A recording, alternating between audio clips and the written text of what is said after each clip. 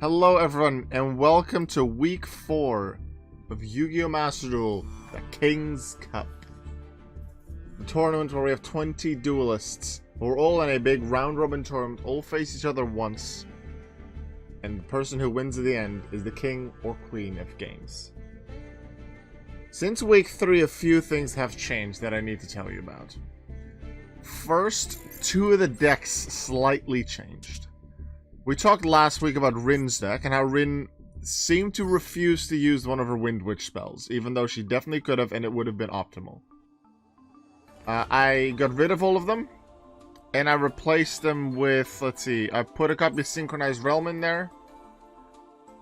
I don't think it'll add that much to the deck, but it's better than having a card that does nothing. I added a copy of Ice Breeze Refrain, because I thought, hey, that's the one trap that's Wind Witch support. So that makes sense. And then, I believe Monster Reborn was the third one, because I felt like it's a Synchro deck, you can probably use Monster Reborn at some point. So that's the differences in Rin's deck. Howard X Miller had a slight change. I still wanted to keep it V3, so I still expect it to be the weakest deck, so I do expect him to lose, like, be 20th ranked in the end. But I got rid of Assault on GHQ, which he had one copy of, and replaced it with a copy of Sol Levi, which I felt like would be nice. There were a lot of things I could upgrade on this deck, like have Chainsaw Insect, let's say, instead of Hyro Shadow Scout. Have more Morphing Jar number 2. Present card maybe, but present card and side effects, they barely ever use the card. I can definitely improve this deck a lot, but I wanted to keep it V3 as well. But the one change for Howard's deck here is Assault on GHQ out, Sol Levi in. The other thing that changed is here on Challenge. Because last week I explained the Buchholz tiebreaker. That was our main tiebreaker, and I explained how useful it was. However, that evening I realized it is not useful at all, at least in a round-robin tournament, which is what we're doing here for King's Cup. It's great if you're in a Swiss tournament, where let's say there's 400 players and you face 6-7 of them, and then it's a very fair way to go. That's for tiebreakers. But if you face everyone anyway, then the person you tie with will have had the exact same opponents, therefore have the exact same Buchholz score. After a few rounds, I'm sure the Buchholz score will be a little different, and I guess it could break ties during the entire round-robin tournament. But as we get to the end, it's going to be the same for everyone. Or at least the same for people who tie with each other. So it's useless. For round-robin, it is a completely useless tiebreaker. So I changed that a bit. As you can see on the screen here now, it is points difference is our main one. Score is still score, and then points difference, which is the amount of sets you won, the amount of individual duels you've won minus the ones you've lost. Points is just the ones you've won in case you tie on the first one, and then number of match wins against tied opponents. So if these two, if your score is equal, the points difference is equal, the duels you won is equal, then it's matches against tied opponents. So let's say Howard X Miller and Miss Chono tie at the end, but Miss Chono beat Howard X Miller, then Miss Chono would get one tiebreaker point in that specific tiebreaker, and she would be considered to be ahead. Let's take a look at these standings, because Jack Atlas and Miss Chono are still undefeated. 9 points out of 3 matches.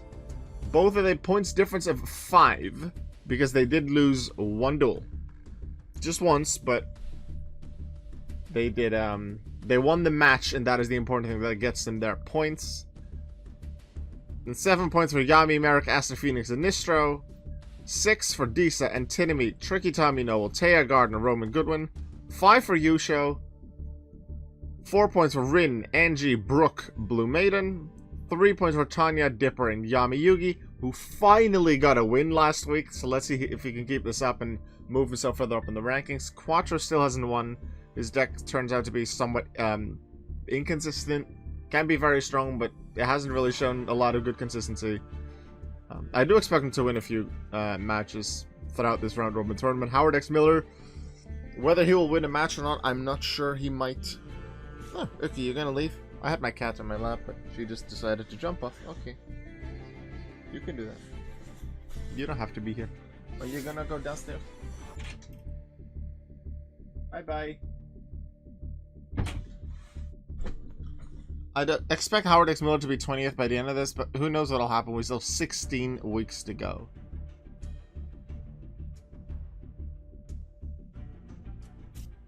Let me set up the first match, because it is Disa against Yami Merrick.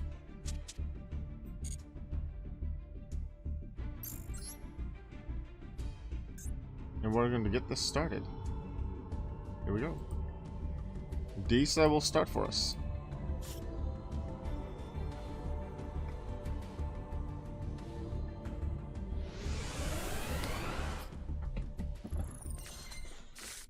Remember, this is on Yu-Gi-Oh! Master Duel, and everything here is match duels.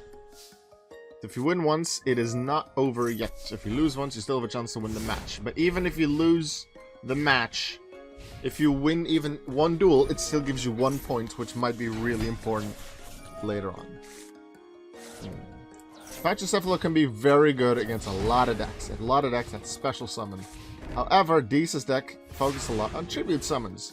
Although there are a few special summon cards, like the Vassals, excuse me, that special summon to then allow you to tribute summon that same turn. There are a few special summons in there, and so far, there's not even the level 4 that can be played by Disa. Did not have a good opening hand, so Merrick is pushing, and he's just dealt battle damage so far. He still has all of his burn cards, so it looks like Disa just bricked. And it's going to be an easy first game for Merrick, because I assume he can finish it off from here with burn cards. Just 2000? Well, Just Desserts wouldn't work. Secret Barrel, Secret Blast, maybe. Pantheism can actually get them some cards. Maybe they have multiple copies of Just Desserts. Let's see what they can do against this field, though. Monarch Stormfor, that's what they would want, yeah. Should be one of the other Pachycephalos.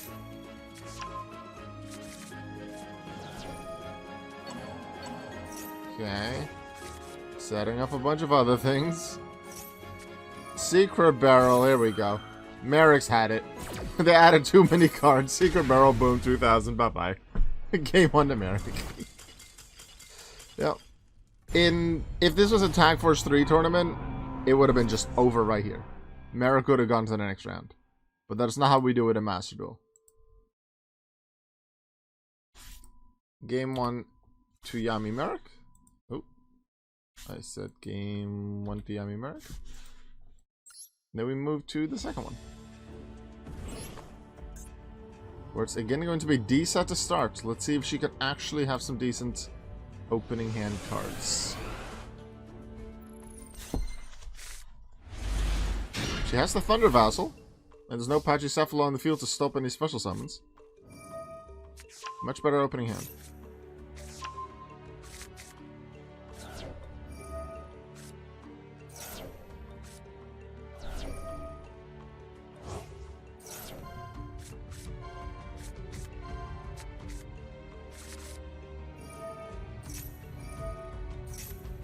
Summons a token to the opponent's field, I believe, yeah.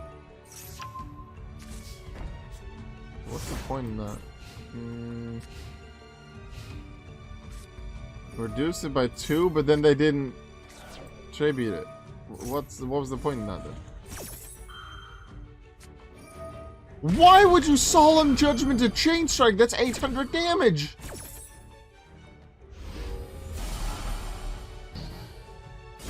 That's all it does. You just, 1, got rid of your Solemn Judgment, which you could have used on something else, and 2, you lost 3,200 more life points. What was the point? Oh, Disa, this is not your best day. That is a relatively unique deck to play against, Burn, but that was not a good choice.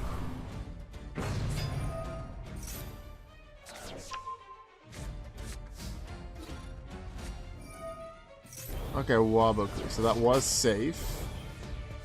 I still feel like it should have just been in defense position, unless you have Dimension Wall face down, then I can understand. Or if you expect to be close in attack position, attack points, and you have something like a Shrink or Rush Recklessly face down. That's some big damage. Gonna be over very soon. Play Vanity's Fiend. Magic Cylinder. And on turn 5, Merrick finishes it. Disa really didn't stand a chance. A very easy, quick victory for Yami Merrick over Disa.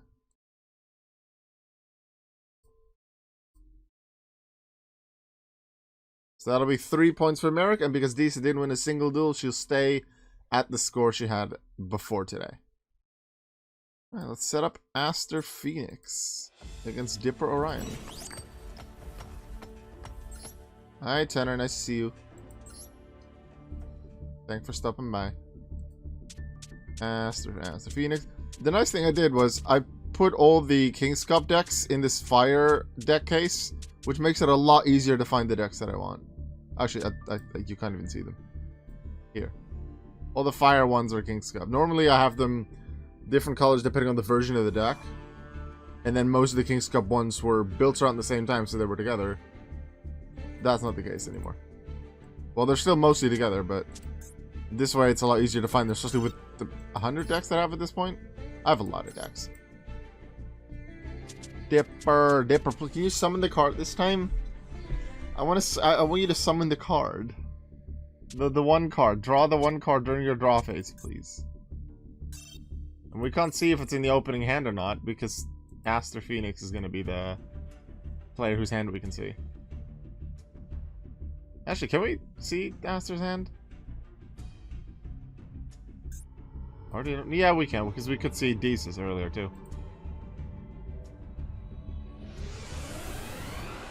Let me just move this. Okay. I wish I could just not see both players' hands, but that's probably really hard to do, because it's not supposed to be a CPU versus CPU game.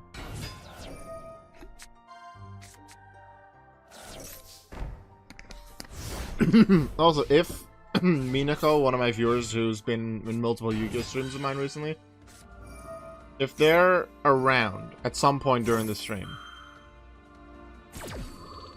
well, especially if they're around at the end of the stream, and we've done all the 10 matches for the King's Cup today, I'm gonna show off her deck, because I made her deck. And an Agent deck with 3 Venus cards. There's the M7 that Dipper likes to use. Smart use of Forbidden Lance to protect it from... to protect Pollux from the bottom of the strap hole, because they knew they weren't going to use that Pollux with their attack points. It's not a great place to be. Decider can't be attacked by level 6 or higher mons, but not rank 6. It's different. So they just attack into it. They could send it back to the hand, but they probably won't. Decider back, that is just dumb. Unless Decider... Actually, is it empty field? If you had no cards in your hand except for... that way, okay. But then they just gave him a monster to play. Yeah, that's not sorry. You should have used that on the opponent's monster on the field. Or one of your own cards, like Pollux, to send back. I actually could... No, they couldn't have done that on their own yet. No, there was a legal target, so they could have still chosen it. Even if the legal target only came from detached, because there was a legal target in the opponent's graveyard before. That's smarter. Dipper. Yay, Dipper wins! Dipper's one of my favorites because he uses my favorite archetype. I love Constellars, and Dipper takes out Aster in game 1. So that is game 1 to Dipper Orion. Let me move this game screen just a little bit so I can see the chat better. Oh, is it Gortok here too? Sorry, Gortok, I completely missed your message. Nice to see you. Hugs. Yes, hugs. I like hugs. Game 2. Let's see if Dipper can finish it. I don't mind Dipper winning easily, but I would like Dipper for you to please summon the big thing. Please summon the big one. Aster's gonna start us off.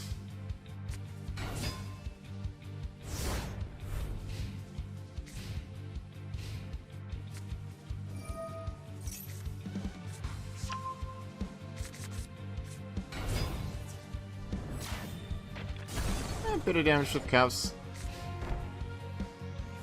Set cards can be quite a few in that deck. There's Vanity's Emptiness, there's Bottomless Trap Hole, there's Forbidden Lance as well. Draw hand with a draw for both. They don't do anything else. Because they don't have Xyzes in this deck. Do they? Just fusions? Yeah, just fusions. They don't have any Xyzes. Not even something like Blade Armor Ninja. In a V5 deck, that probably could be good, but there's so many good cards in this already. And even at slight inconsistencies, the deck can bring such powerful cards out that I feel like this is definitely worth a V4. Draw hand comes back, both players get another card. With these cards in hand, there's not a lot that can be done. Draw hand actually doesn't go back to the hand. Oh, it's looking good for Dipper. Gets a Pollux. Is unable to make use of the extra normal summon, although Giant Attack comes out 1000 damage to both, but that stops the battle damage from Exceed Dragon. Harpy's Feather Duster, that's good. Not like actually, yeah, Aster will still take damage, but they can take out a lot of cards that would have otherwise been in their way. But if Dipper has another monster to play, Honest, yes, Pollux, Dark Rebellion, Minako, welcome to the stream, but sorry that you came here right when Aster got obliterated. Sorry.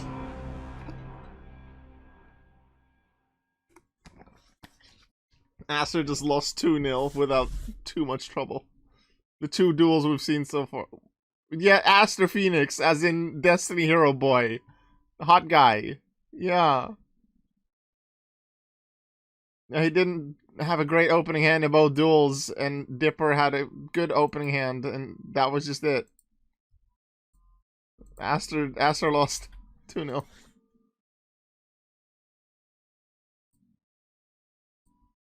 Good to see you. Another, like, if you're still here at the end of the 10 matches, then I'll show off your deck. I'll show off a few duels with it. Let's set up the next one. We have Brooke against Tanya.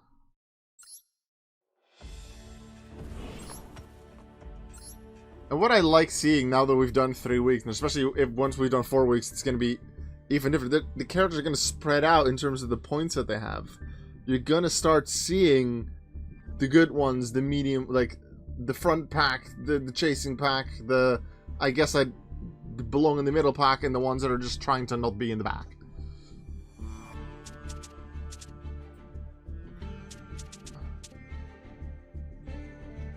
Brooke and her Merlentians, you are here. And then against Tanya with Amazonas. Yeah, very happy I gave them different deck cases. This is a lot easier.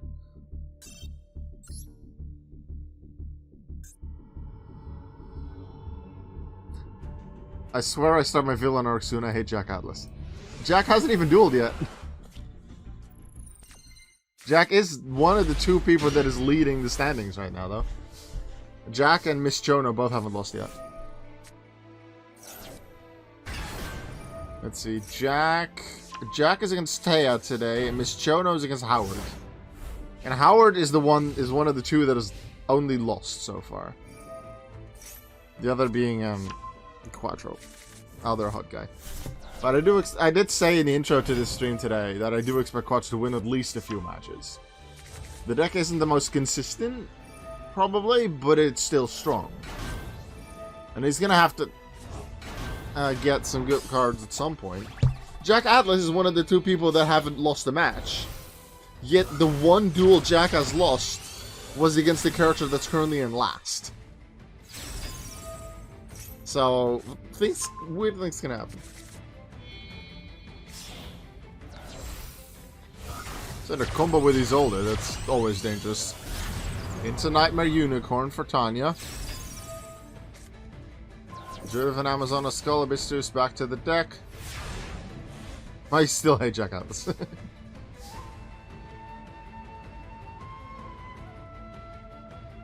The thing is, if thinking about the Minako deck, the agent deck that I built for you, once I get to Season 2 of Champions Cup and King's Cup. Well, King's Cup will have probably 10 of the same duelists, maybe with slightly just the next 10 new ones. But Champions Cup might just have 16 different people each week. I can use Minako as a character for Season 2 Champions Cup and have them in 1 or 2 tournaments. The best 5Ds boy is Leo. I haven't built a deck for Leo yet. No more Phonics yet. Actually, let me write that down. Let me put that on my list of things to work on. Leo, Morphtronic.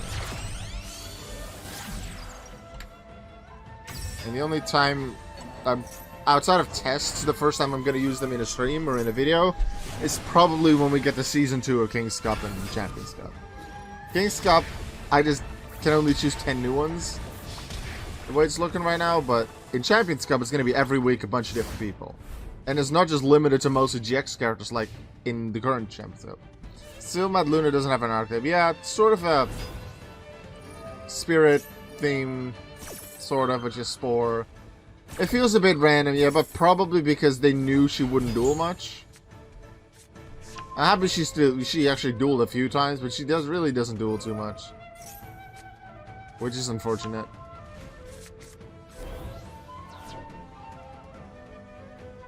Has some somewhat unique cards, I guess, right? Like Regulus, but more the idea behind it.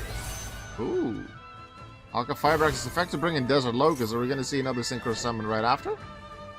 Hmm? Oh no, wait, that's the opponent's turn. It's extra, play it for extra defense. You got a Polymerization. She's a sign, so you expect more. Yeah, agreed. Banish that. Banish that. Onslaught is such a useful card. Send an Amazon to the grave, summon a new one. Can't be destroyed by battle now due to Queen. Get out of here.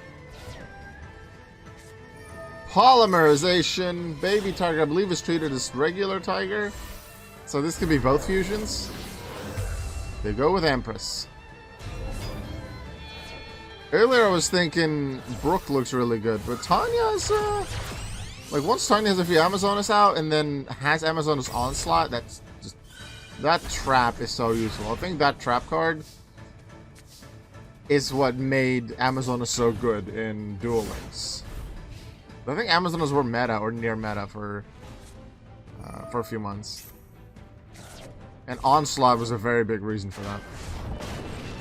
That's Piercing, that's a Banish, so I don't think that gets the effect. Nope. 700 life. What are you going to do, Brooke? What are you going to do? Why would you do that? You already had one. You just got rid of a queen. I don't understand. Yeah, that's over. Tanya takes game 1.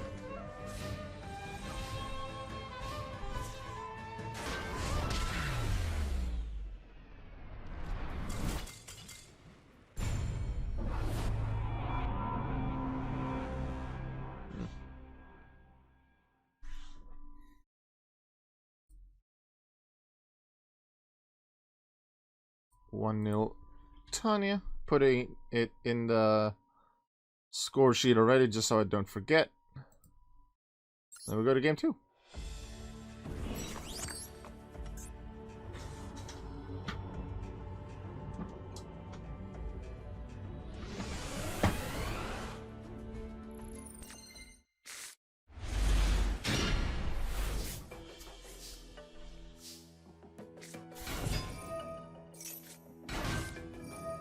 I think Uki wants to get back in my room. Uki, you realize you just left less than 10 minutes ago.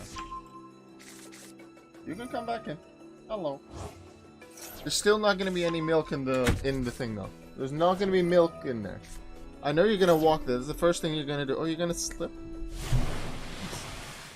Oh, if you got spooked. Yeah. Sorry. She tried to walk around the microphone to get to the milk mug because she likes to drink from the milk mug. She's not allowed to because milk can be poisonous to cats. But she tried to go around the microphone and be nice and not touch my things, but then she slipped off the slipped off my desk with one of her paws, and that was a bit scary, huh?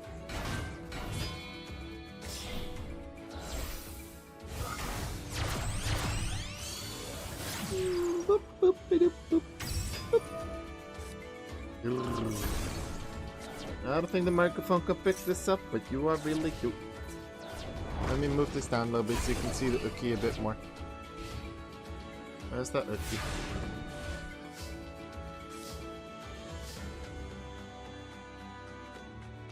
Yeah. Hey.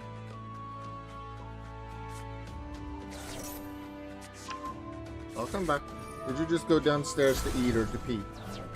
Now you're back and you want more cuddles from me because you like me so much. I'm gonna miss you a lot when I'm on vacation, you know.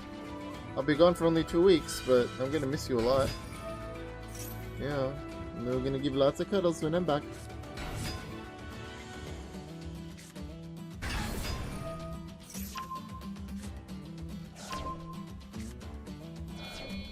Something tells me Brook is gonna win game 2.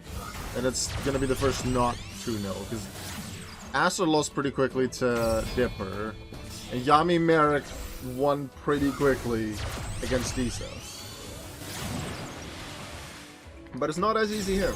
I think Brook and Tanya are probably gonna end up around equal in the standings. They're pretty similar.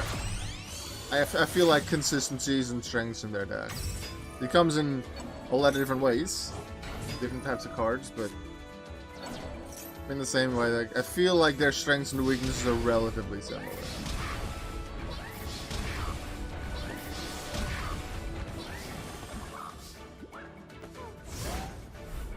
You wanna sit on the lap, Uki? No, he's gonna sit here? Okay.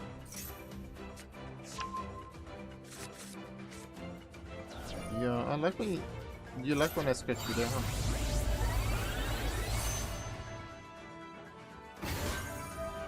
And just discard the other card.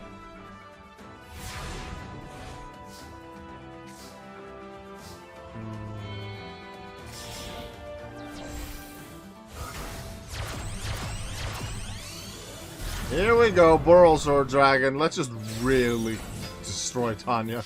It's completely unnecessary, but might as well. Look, I have a Borrelsword Dragon. So that's game 2 to Brook. Which ensures that both of them will get at least 1 point, but who's going to walk away with 3? And who's going to stick to the just 1? No, it's Brook is the first player, so Brook will start.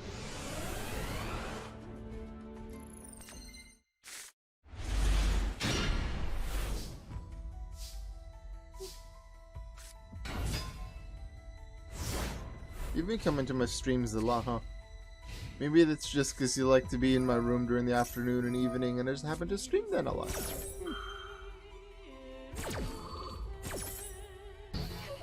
No foolish burial. Not happening.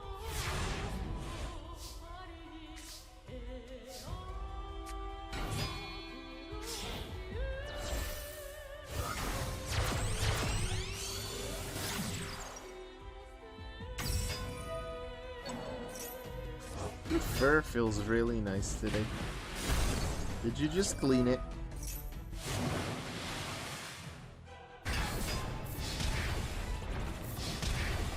Seems like a nice start for Brook. Let's see what Tanya has to counter. She just had a Swordswoman earlier. Didn't really get her combos going. Doesn't have Onslaught to do an extra summon. That's just gonna send some damage to Brook, maybe, depending on the cards used. Yeah? You wanna stay here? Go ahead.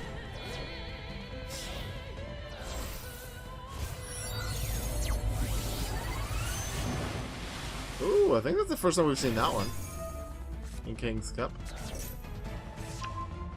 Give her a few different water synchros. That's one of them.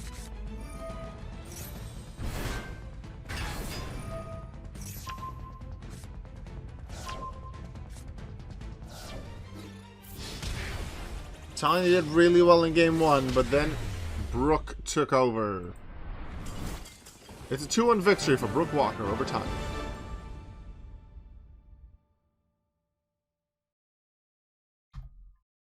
Tiny will score 1 point today. Brooke goes home with 3.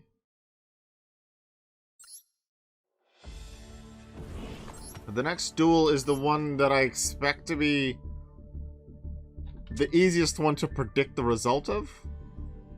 Considering it's someone who's won 3 times against someone who's only lost 3 times.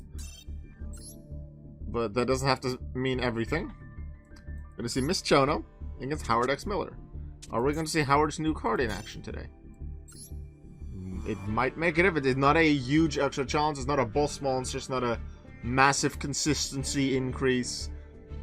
I will never do that during King's Cup. If I make any adjustment to decks, it'll be very minor ones, such as the ones I did with Rin and Howard. I felt like Rin's older cards were better, but she just somehow the AI refused to use them. Maybe because they didn't know how.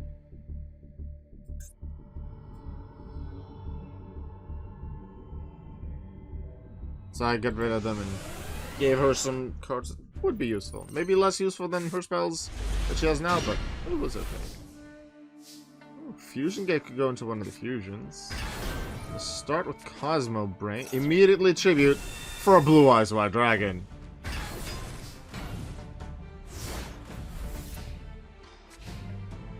Let me move this back up.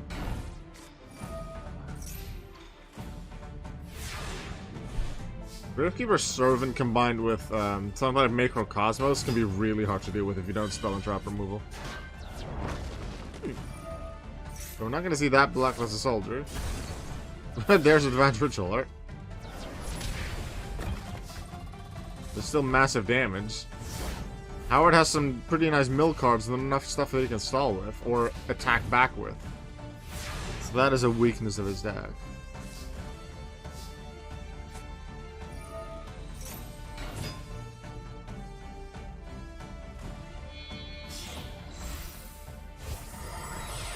There we go. Blade Armor Ninja. She likes some Blade Armor Ninja. She summons it quite a lot.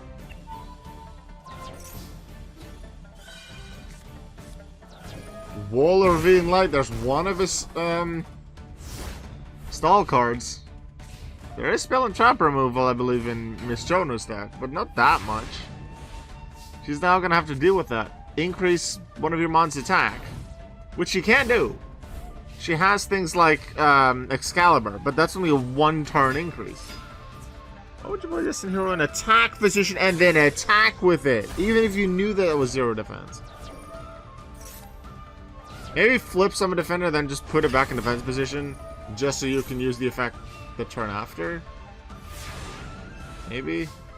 But now there's 2 Box of Friends face down. Those can't make Excalibur. This is gonna be really hard for Miss Chono to deal with, because now she sets that, now she can't even play Blacklist Soldier. Is this where Howard wins just because of Wall of Revealing Light?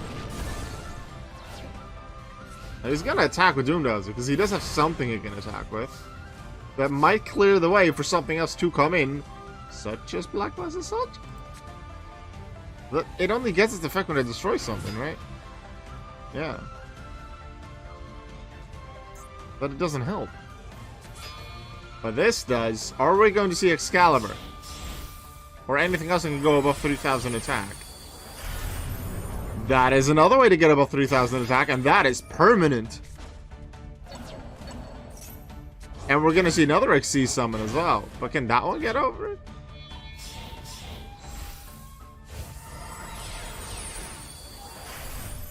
Ooh, Excite on Night. Wait, why would you play the other ones if you're just gonna Excite on Night every... Well, that's a way to deal with all those cards. Yeah, he should have played Side Effects and Present card to mill the opponent's deck more. But he didn't. I think the Magic Key card worked different. Ooh, almost did it.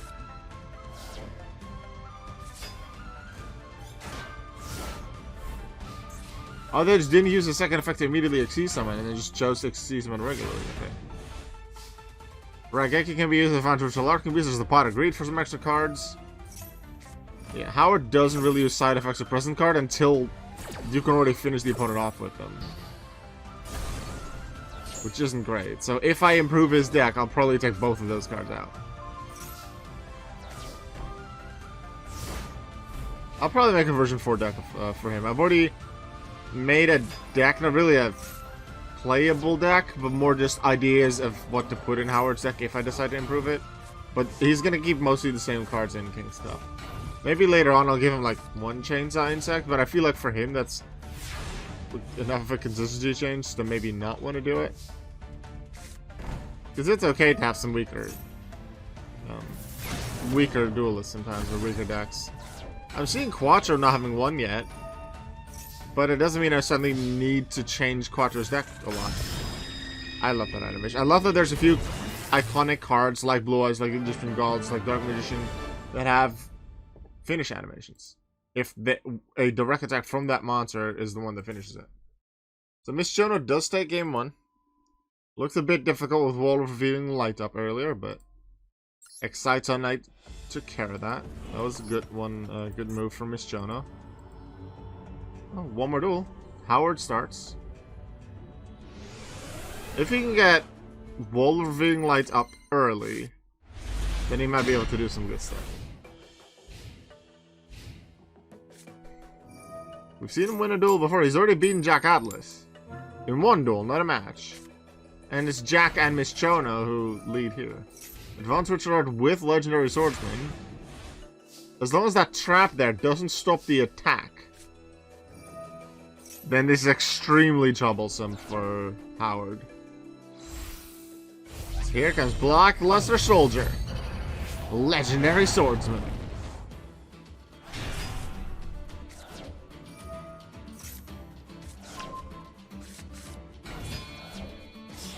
Link Spider? Just don't use Legendary Swordsman in a Link summon, please. That's a good play. Legendary Swordsman attacks. Very good choice, because the AI would be Link Spider, but because of Legendary Swordsman's effect, the AI overwrites it. That's a specific writing encoding for Legendary Swordsman. Attack with that one first for its effect. The other cards are gone. This is not good for Howard at all. He already isn't do consistent, and now he has to do it with just 2 cards and the fact that I guess he can't take damage this turn. But if you can't use the trap immediately, then that was a bad choice.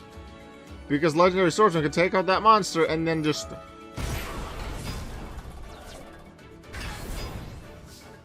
deal with that. Cosmo Brains 31 because they discarded the level 8.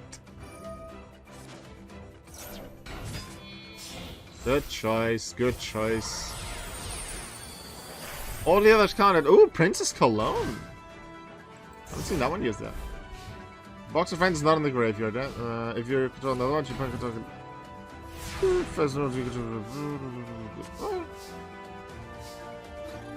Cosmo Bane can attack.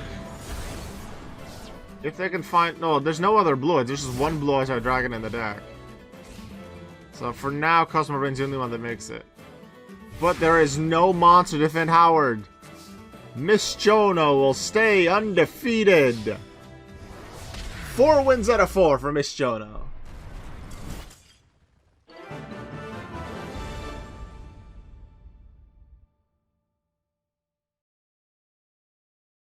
That's another 3 points for Miss Chono, moving her to 12, and Howard will stay stuck at the 1 point he had from back in week 1. Speaking of characters who only had 1 point, we're going to see one in the next duel. Quattro. He'll be facing the Axel Synchro Specialist, Antinomy. Quattro can Junior Gimmick Puppets even get another point to at least get you away from Howard X Miller at the bottom. You would expect you could do that. Give your fans that fan service that you've been promising. I know you're still 16 weeks, but you're already 8 points behind the lead after 3 weeks. Antinomy will start.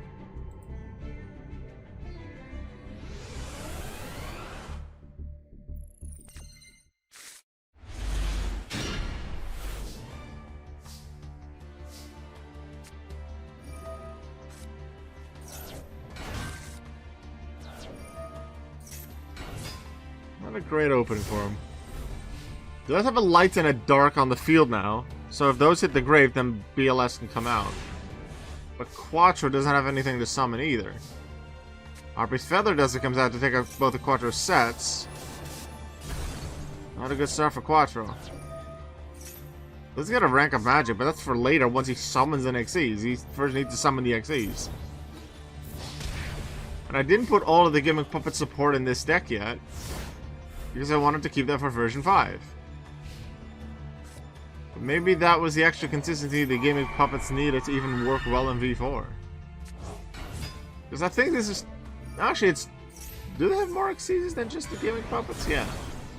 If it was just the Gimmick Puppets, then... No, it might just be the Gimmick Puppets and then their Chaos forms, yeah. 3 of the main ones, 2 of their Chaos for each.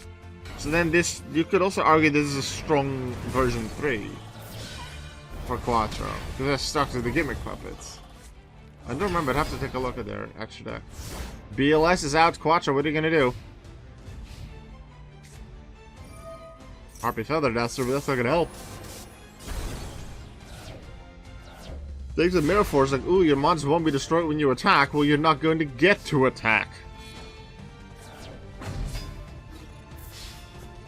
Hey, your feet.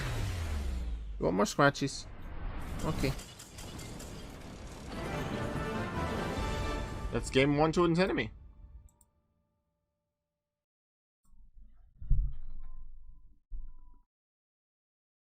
No. That's not the final scores.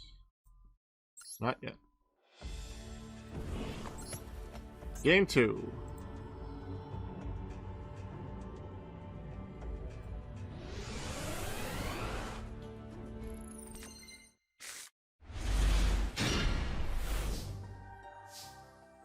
This is a Monster's not a great opening, but Brush Rhino, it's there. And Monster Reborn and Raigeki can both be really good. So even if Quattro can finally summon stuff, Raigeki can deal with it.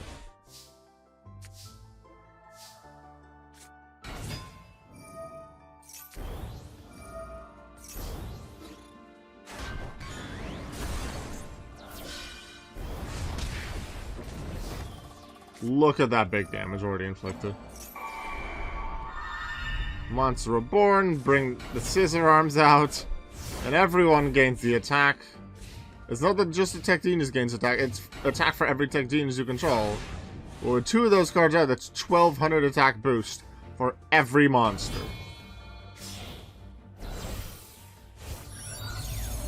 Synchro Shokan! Wonder Magician. I believe that destroys the spell or trap. So even if that was Mirror Force, that would have been not too scary.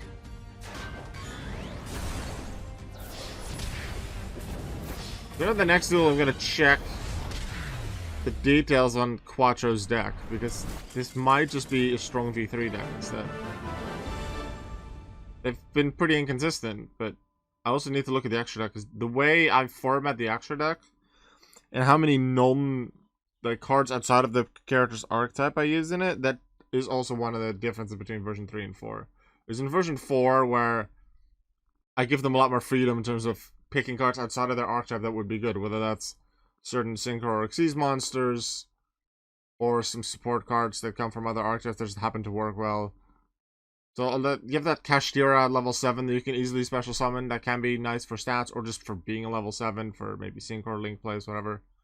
You're not going to see that often in general, but especially not version 3 and before.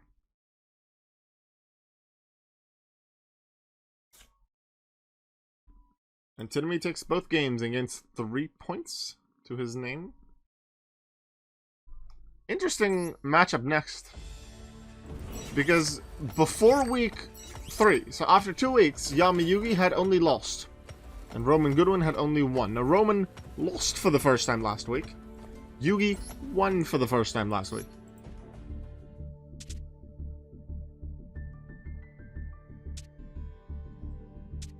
No, that's not Yugi's deck. Where is Yugi's deck?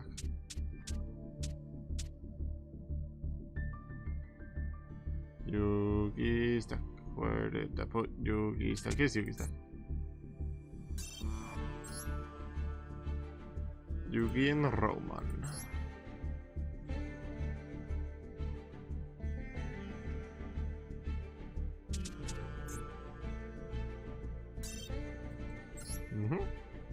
Let's go.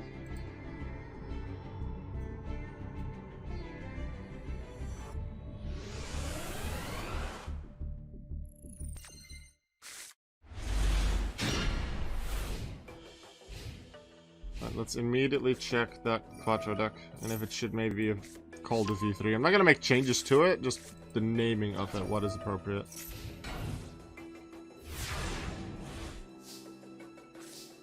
Yeah, just the gimmick puppets, and it's sticking with the gimmick puppets in there too. Yeah, this, looking at the support too, yeah, that's a version 3 gimmick puppet deck. That can definitely be improved. 2 Dark Magicians to start for Yugi, but he wants Eternal Soul to help something. There we go.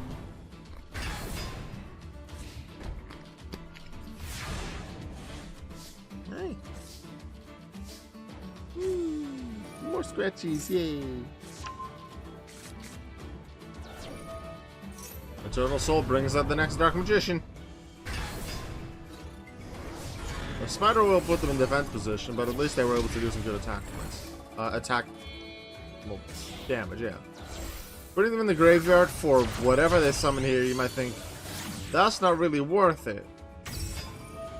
However, they can actually summon a monster from the opponent's grave, which is nice, but also Eternal Soul can also summon Dark Magician from the graveyard. So next turn, they can just have a Dark Magician back. And that Unicorns was nice.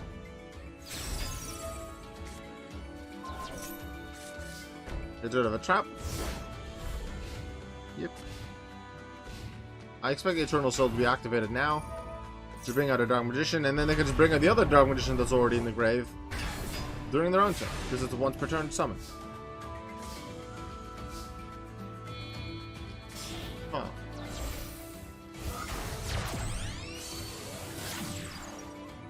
Access code? Does Yugi have access code? I think he has access code. Yep, he's one of the few with access code talker.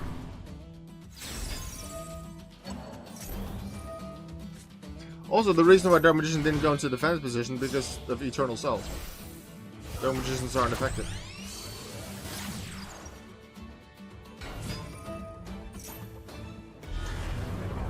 Dark Magician for the so many time. Yeah, unaffected by your opponent's card effects for Dark Magician. Boom boom, get out of here. 300 damage Link Karibo. 5,300 damage from Access Code Shark. I wish you would have done it the other way. Yeah, Gorse couldn't have been played because Spiderweb being on the field. But Yugi takes game 1.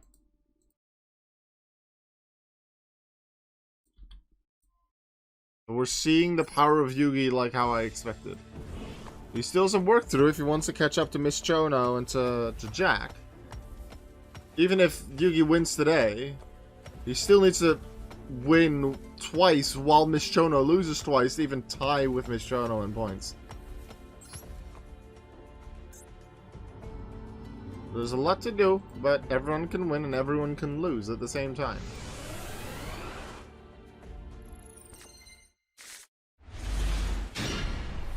Magician's Rod as an opening is nice. Same for is it Dark Magic Circle, something like that? That's a nice opening too. Magician's Rod is nice. 1600 attack. Get a search. Choose the secrets of dark magic. Ooh. Here goes Shogun. The Dark Magicians is out on the field.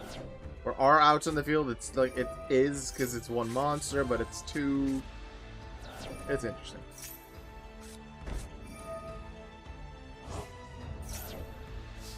There's Eternal Soul for Dark Magician. They haven't gotten one yet. They got Illusion Magician. No. Magician. Not Magician to cast Illusion something. Illusion of Chaos, yeah. And Dark Magician got, but not Dark Magician yet, so Eternal Soul doesn't help. Unless something is treated as Dark Magician. Because then at least it's unaffected by spells and traps. But this is the power of Yugi that I was talking about. At the start of the tournament, why I was so surprised to see him lose twice. He can lose, it just happened to him early on. And I said then, I still expect Yugi to be one of the top duelists by the end. If he finishes bottom half, I'd be extremely surprised. He's currently still in bottom half. He's only have one win. But he's about to get a second Nightmare Unicorn. And this is a setup as well for another access code next turn. He just needs one more monster. Roman needs something major as well to change this.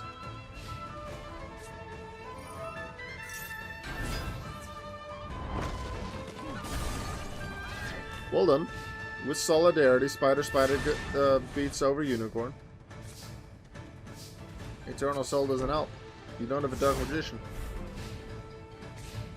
An Illusion of Chaos doesn't search for a ritual spell the way Legendary Swordsman does in Miss Shono's deck. Ooh, with the Dark Magicians to Roman's field. Yugi was looking good, but now it's looking better for Roman. That hurts. Now Yugi suddenly has one turn to turn this around. Braum Mirror Force? Perhaps? Magician's Rod's is set. There's not else Yugi can do. He was close.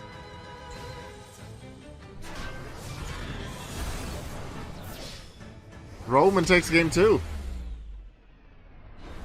So they both at least get a point out of it.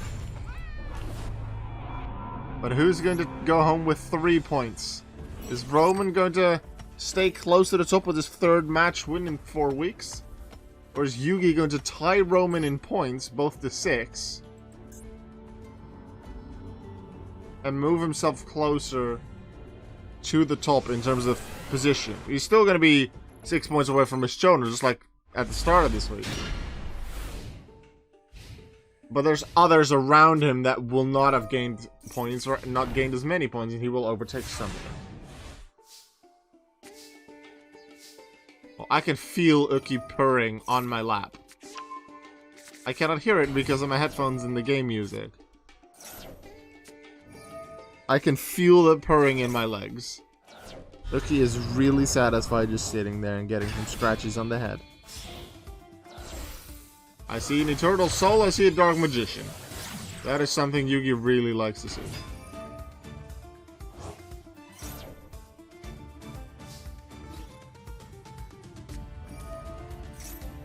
That isn't?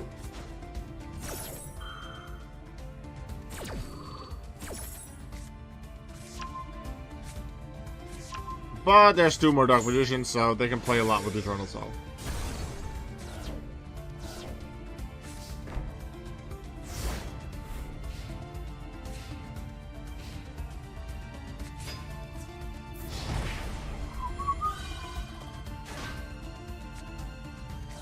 Why would you just replace the spider whip like that? I don't think there's a point.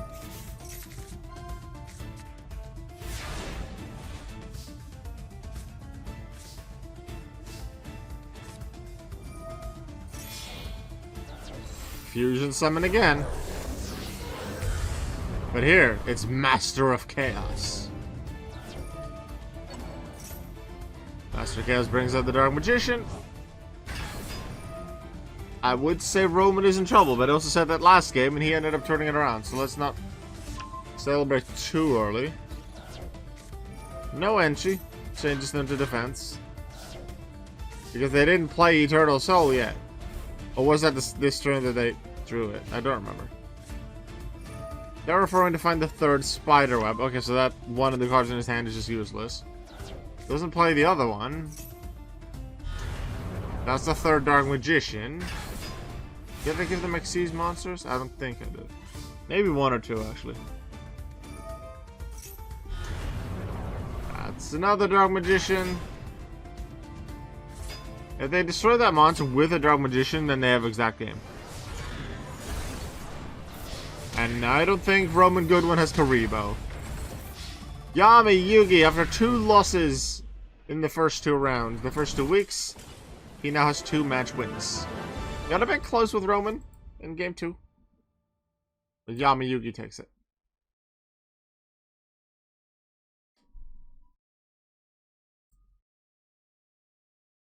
Three more points for him. 4 duels to go today, 4 matches, and then I'm going to show off Minako's deck.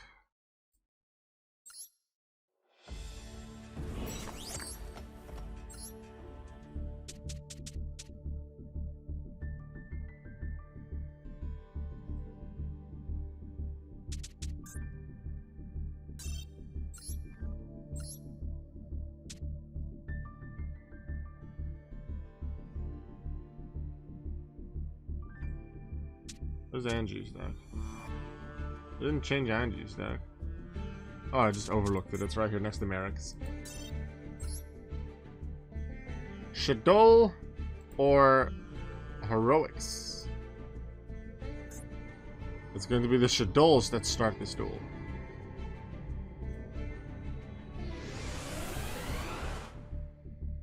Nistro plays Heroics, and Angie played a Dark deck in the various World Championship games. And I decided to give Shaddoll to her, because Shaddoll is a Dark archetype for the most part, at least in the main deck monsters, before the final support. And I just really like the archetype, so I'd like to see it in action. Welcome back, Minako. We just started the 7th of the 10 matches. Quattro has dueled, Jack Atlas has not yet dueled. Starting off with Rongo Miniad, alright.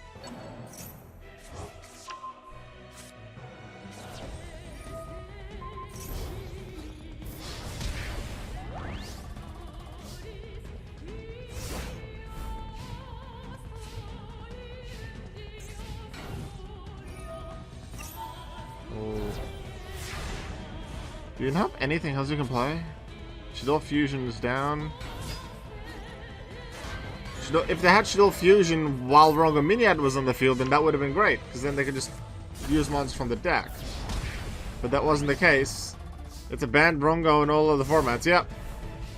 There are some forbidden cards in this. Like, even Terraforming in the current Master Duel format is forbidden. Rongo Miniad, I think, is in all of them. I'm not sure if it's even legal in Master Duel, but even some Master Duel forbidden ones or TCG forbidden ones, I allow it in here if I feel like it's not too overpowered. It's still a very strong card, sure, but it's not. Nistro either doesn't have the combos or doesn't know how to use the combos that make it overpowered, and that would make it forbidden. There's a few characters like Merrick, and I'm not sure if Yugi does, but Merrick, who have Pot of Greed. That's been forbidden for a long time too.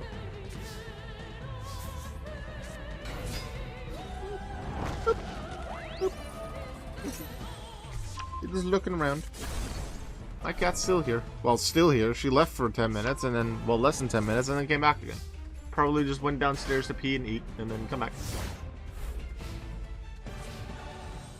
I said that wasn't a great start for our dear friend Angie, but now I see an El Shaddoll Construct and a BLS Envoy. Suddenly it's looking amazing. Go Angie. Angie's one of the cards I'm rooting for. I like Angie in general, and then I like the deck she plays as well. I think I'm rooting for her more than I'm rooting for Dipper, actually, even though Dipper uses my favorite archetype. I also really like Shaddoll. Especially because I use it very well and competitively after its first 2 sets of support, which is what this deck is based on. The newest wave of support that Shaddoll has with some of the different attribute main deck monsters, I can see how that's very useful. I'm just not used to them yet. And I felt that this deck in this form would also already be really good as a V4 deck. Another fusion. Bring in Shekinaga.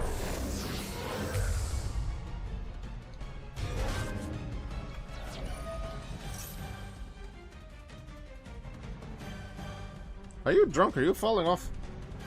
What are you doing? You're in really weird positions all of a sudden. Why are you readjusting every 3 seconds? Are you scared of something?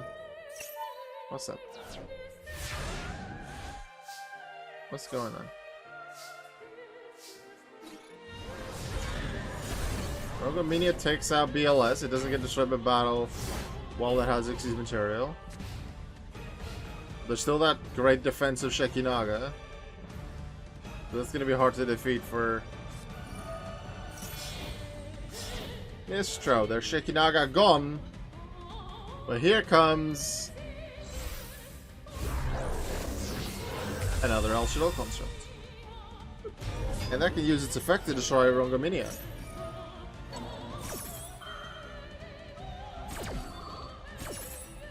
Shekinaga gets back Fusion, and that can be played because there's an extra deck Fusion. Extra deck summon monster on the opponent's field.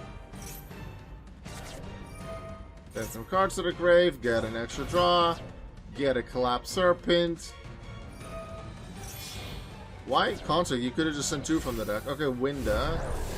But Construct is the one that can beat Rongominiad. How are you going to beat Rongominiad now, then? By doing Elshadol Fusion again? Or Exceeding with Collapse Circle? Silent Armor Arc, that is the way to do it. From all the summon gimmicks, which one is your favorite Synchro? I think certain fusions I really like, but I'd say Synchro, probably. I really like the Synchro. How Synchros work. And I think that's partially also because in terms of the speed of the format, the difficulty of some of the combos, the complicated combos, how long turns took, late GX era, like let's say early 5Ds era, I think that's my favorite era Yu-Gi-Oh! In terms of competitive. Not that I played super competitive in that era, but I had some decently competitive decks, and I felt like that was fun for me. Now it's just way too complicated. If I play online, sometimes I have to wait for 10 minutes and I can't even do anything. The opponent just combo into combo into combo, and I'm just here like, alright, when am I going to get my turn? I understand that that's the best way to get to their consistencies. You get their negate, have a high chance of winning. So from their perspective, I understand it. But I don't like that that's where we are with Yu-Gi-Oh! Right now. Sometimes Synchro is confusing. Yeah, that can happen. Alright, I will give game 1 to Angie. They made this mistake back in, was it week 1? Week 2? But I now have Challenge set up a little bit differently so that every time there's a single duel that is won, I immediately add it. So I don't forget it. So I should not need reminders. I still appreciate it if people give me reminders, but I shouldn't need them. Because I think I'm able to Synchro some, but then I missed something or counted wrong or whatever. Yeah. That can happen. Alright. There's some Exeges possible there for Nistro, and he probably wants to go second to respond to whatever Angie has. Gets Beast, gets a draw, plays the fusion. It's with Mathematician, so that's immediately Shekinaga.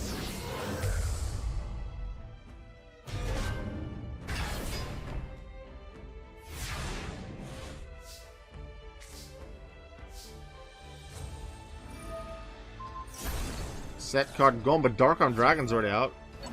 But was that too early to play it? Because now it can still be countered. A big Xyz could come out here. 3. Rongominiad with 3. Kusanagi. Although with Stoic Challenge. So that's big. Taking out Dark Arm is... yeah, that's good. Battle damage is doubled, but its effect's gonna be activated. During your opponent damage sends a card to Rayfia. Sends cards there. Elshadol Construct coming out. Yeah. Unfortunately, using an Xyz monster there allows Shadowll Fusion's best effect to come out. They get a draw, send something to the grave, and then, if they're smart this time, Elshadol Construct can just straight up effect destroy Kusanagi. Stoic Challenge going, which is immediately takes out the monster. Synchro Shokan! Goyo Predator! That's one card that was not in the original deck. It probably was Goyo Guardian. But that's had an errata where you need an Earth Tuner, and this deck doesn't have Earth Tuners. So I changed it to Goyo Predator to still have a similar kind of card. Destroy in the damage step. Actually, you didn't want that because you could have summoned... is that optional, that destruction?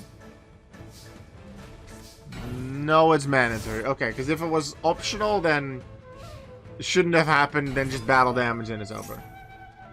Phaelus comes out. That's going to be level 8 or level 7 Synchro? Level 10! Leo, the Keeper of the Sacred Tree. Here we go. No Baronne de Fleur here because Baronne de Fleur didn't exist when I made this deck. Originally. Because this is based on a early Arc 5 era. With the second wave of Shadowll support, with very minor changes, so...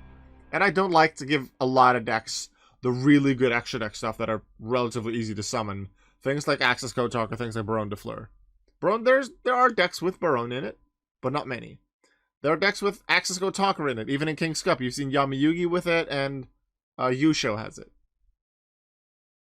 I feel like for Yusho, I don't really like it, because that's his main card almost. He can't do enough with his main deck stuff that he very often goes into Access Code. And his deck, because there's a bunch of spellcasters, can't easily make Access Code. Alright, that is a second duel 1 for Angie. So she takes the match and gains 3 points today. And now we go to 2 characters that I think have met before. Both from Yu-Gi-Oh! Arc 5. We have Rin. Actually, no, Rin is the opponent. So I need to go to Yusho first. Yusho, there we go. And then Rin, we're going to see if Rin can make use of her new cards. Because if you missed it in the intro, I took out the 3 Wind Witch spells, the one that I had 3 copies of. That last week we figured out she just doesn't use, even though she should have and could have. I took all 3 of them out, added a Synchronized Realm, added a copy of Monster Reborn, and then 1 copy of the Wind Witch Trap. There's one. There's just one of them.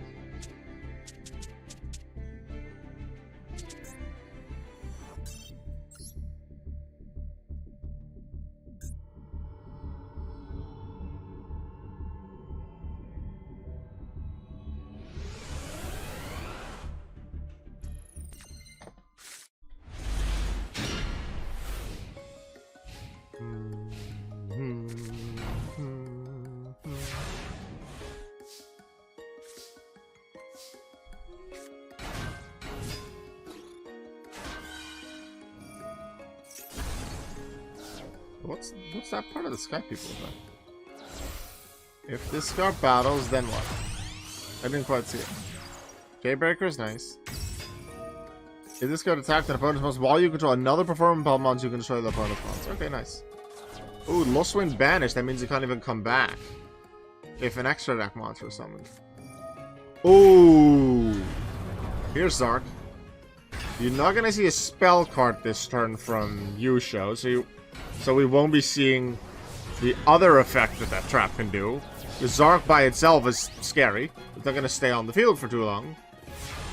But it's scary. But wait, it stays until the next turn, of course. If we see any spell card from Yusho, then we're gonna see the other part of the amazing cards Rin can use. Because the fact that she can use Zark is already... Wait, what? It's not her main boss monster, and the fact that it leaves the field after her turn, I feel like is appropriate to not make it too much the focus of her deck, and it being like her main boss. But can be very hard to deal with her 4,000 attack, can deal some big damage. But if the opponent plays a spell card or effect during the turn that Zark is on the field, I believe she can either banish Zark, send it to the grave, no, send it to the extra deck because it's a pendulum too. And then summon an Xyz Dragon, a Synchro Dragon, a Fusion Dragon, and a Pendulum Dragon. So there's Brave Eyes Pendulum Dragon, there's Arc Rebellion Xyz Dragon, either Clearwing or Crystal Wing Synchro Dragon, and then Starving Venom Predaplant Fusion Dragon. All 4 of them, and they stay on the field.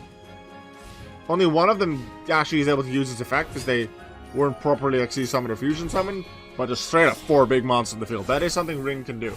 It won't come up often, because she will first need Zark on the field, and then the opponent needs to activate a spell card or effect while Zark's still on the field. But I've seen that in test duels before King's Cup, and it's pretty darn fancy. Master of Faster against Yugi's GF is after this match, and I'm in for it. It's not Yugi's GF. Like, she has a crush on the Pharaoh. That part is true.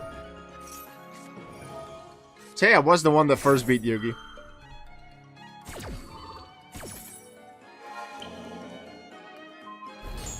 I was to stop Ice Bell, but that gets rid of the other card.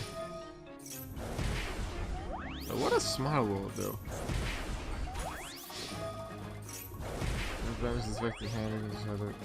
But there's no banish card. No, there's a banish card, huh? Discard and negate the attack, but if you don't discard the attack card, you better use it. Oh, he chose not to do it, okay. But it's a mandatory activation, but then you can still choose that it's optional. Or something.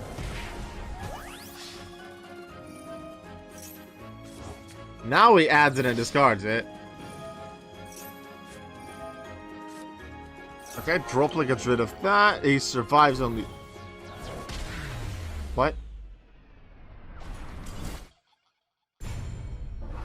He didn't want to survive? Okay, the Yusho didn't want to survive. Rin takes the first game.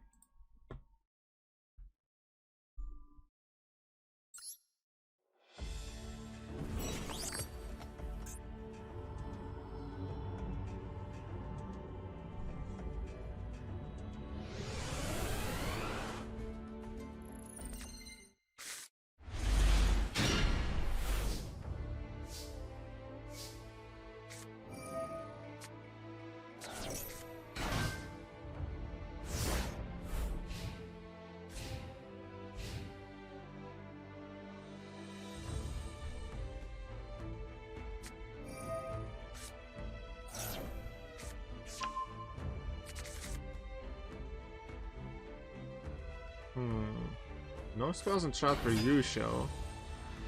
And it's just Magician's Souls in the field. Rin seems to have some cards that she can summon. Can she combo well enough with it to deal some big damage early while there's no spells and traps for Yusho? Making use of the speed roid she got from Yugo. Adds an ice spell for the future. Here's Synchro Summon number 1.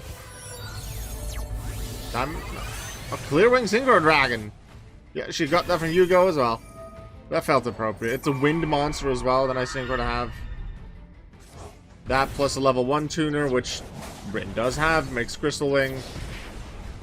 And the fact that Rin uses some of Yugo's cards just seemed appropriate. Works well. Both synchro decks, both wind. Help support each other a bit. Rin Droplet's nice, but I don't think Yusho can do it with this. Review Dancer, great. You can tribute for Smell Sorcerer.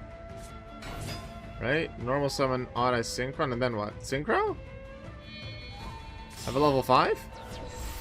Synchro Shokan! High Speed Roid Chunbara, that's also one of Yugo's cards. But Yusho has it. Unfortunately, Clearwing Synchro Dragon comes up. Unfortunately for Rin, that's negated by Forbidden Droplet. Which means that card can now be beaten by Chunbara as well. Because I think Chunbara can attack twice, and for every attack that it does, it gains 200 attack. So take a Clearwing. Why are you not taking a Clearwing? Just to deal the more damage, you're not afraid of Clearwing anymore? There comes Magician, so send Sky Magician to the grave. Okay. It's not Clearwing's back. Did they not realize that that's going to happen? 2 draws for Rin. I'd say it's still looking good for Rin, because Clearwing was not destroyed. Gets card Turbo. Synchro summons with it. Here comes a level 10. Rin does have Verondifleur. I did say that some cards would have it. And she has Zark. That's game. Because Veron could just even effect destroy that. Bye, Yusho. You got destroyed by Zark. That wasn't the plan.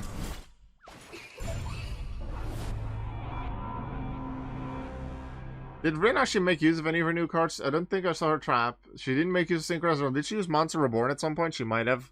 But there's a decent amount of characters that have Monster Reborn in their deck. So it doesn't always stand out to me if Monster Reborn is played.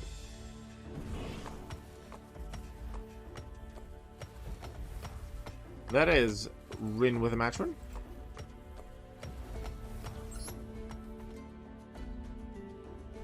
Jack, Atlas, and Taya next. Jack, one of the 2 characters who before today had not lost any match. Can he keep it up? He will want to do so if he wants to keep the lead, because Miss Chono so far is undefeated in matches. Has the maximum 12 points. The thing is, if Taya even wins a single game, let's say Jack Atlas wins a match 2-1, but Taya gets that 1 duel on Jack. It's not only a point for Taya, it also means that in the second tiebreaker, Jack goes down by 1 point. Miss Chono won 2-0. If Jack wins 2-1, Miss Chono has a slight advantage in the tiebreaker, so Miss Chono would be on her own in the lead. Very slight difference because they still both have 12 points, and that's the main thing that's important. But it would be interesting to see Miss Chono off Jack Atlas. But Jack so far is looking very good for the title. I already had Jack's deck. Where's Taya? There's Taya. Jack Atlas, Taya Gardner. Yep, looks good. Match 9. It's going to be Taya to start.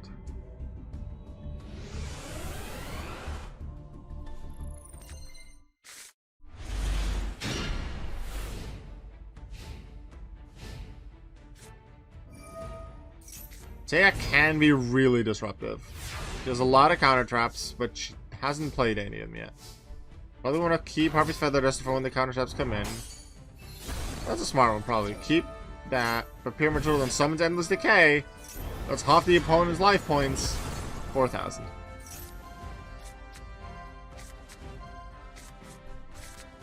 That's a counter trap added. A lot of counter traps also in Taya's deck will either cost you life points or cause you to discard. If Guiding Ariadne is playing the Pendulum Zone, which Taya doesn't often do, but sometimes she does, that's useful. Harpy's Feather as the hero would have been good unless Jack knows of a card that's face down that can stop that and it doesn't matter. Or that isn't just not afraid of it, because he's just attacking. And nothing that Taya seems to be able to do yet. Heavenly Prison revealed. Is that can't destroy or can't target the sets? Set cards on the field cannot be destroyed by card. So yeah, Harpy's Feathers the hero would be useless, but it's not enough because the counter trap that she does have don't stop Endless Decay. Quick and easy win for Jack Atlas to start us off. Looking good for him going towards keeping that perfect record. And if Miss Chono and Jack Atlas keep this record going, eventually they're going to have to face each other. It's not been Miss Chono versus Jack Atlas yet. And that could be the big difference. And there's other duelists that have won, let's say 3 times after 1 week. And the only loss they've had was either to Miss Chono or to Jack Atlas.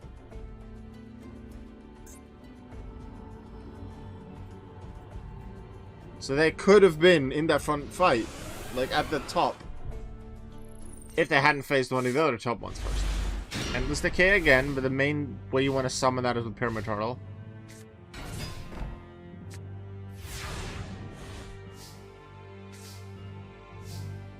Heavy Knight's nice. Harvey's Feather Duster makes sense. Take out 2 sets.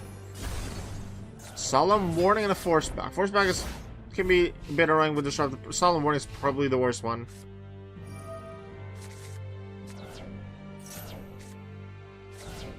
Two new sets, but no new monster. What was Spirit of the Flames' normal summon effect? I don't remember. Here we go, 4,000 attack again, and Taya still can't stop it.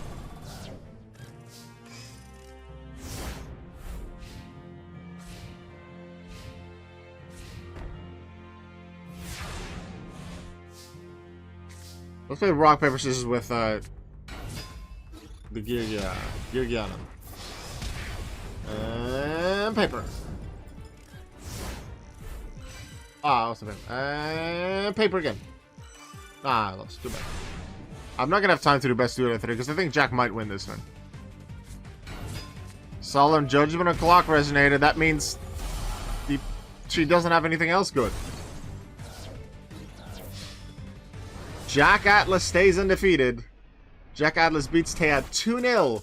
So he will still be tied with Miss Chono at the very top of King's Cup after week 4.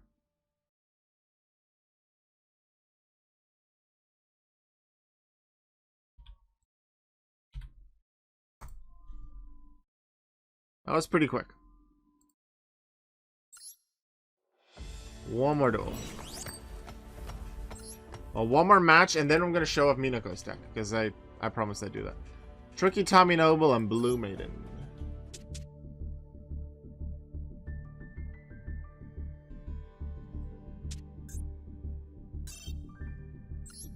Every time I say Blue Maiden, I think, oh, that's a water deck. No, I really should have just called her Blue Angel. even though Blue Angel and Blue Maiden are the same person, maybe I should just start calling her Blue Angel from now on, and just to make it clear what deck they're using. Blue Angel and Blue Girl, or Blue Gal, are Trickstar. Blue Maiden is Marincess. Even if it's the same person. I might do that. Because this is Trickstar, so I might just switch to Blue Angel. Still the same, gonna be the same character. But I might just change the name to make a bit more sense. Because every time I say Blue Maiden, I think Water Deck. Not immediately Marincess, but it's Water Deck. It's not a Water Deck, because I was gonna say, oh, fun, it's Fire versus Water Deck. No, because she uses Trickstar. Trickstar is not a Water Deck.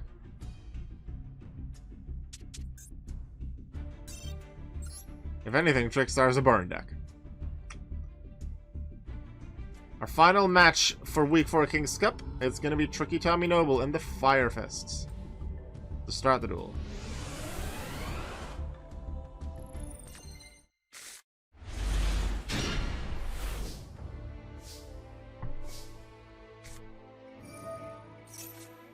Tanky grabs a Wolfbark. Jensen used. You're gonna use both? Okay, set the other one.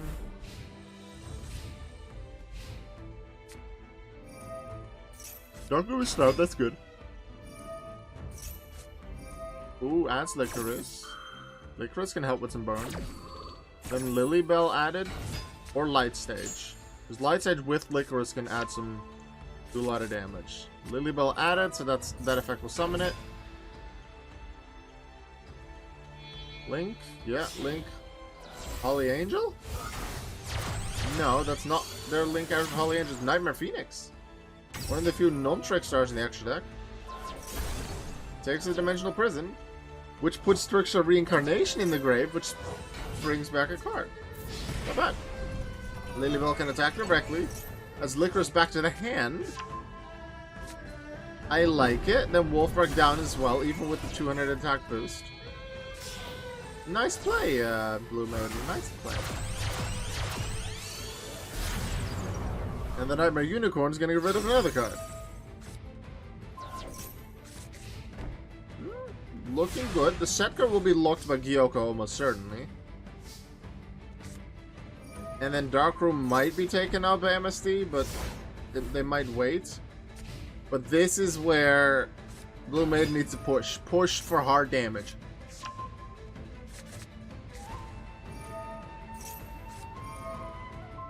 Light Stage destroyed. That is a good idea, because then they don't get the search either. And no extra burn damage. That burn damage is coming. Darkroom activates. Tricky Tommy has one turn to do something. No, wait, it's not over. Here comes Licorice for extra 1600. Oh, wait, it can't. Is that main phase only? No, they could have been in battle phase. Why didn't you do that? Here's another 500. Yeah, they could have been at 500 life points left. Probably will still win though.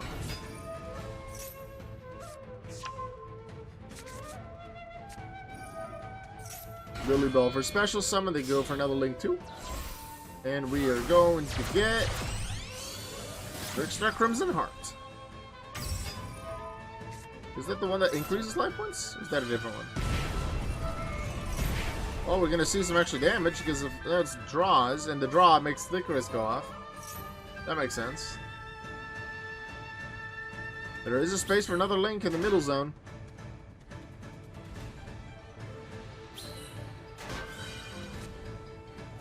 Okay, that is life points.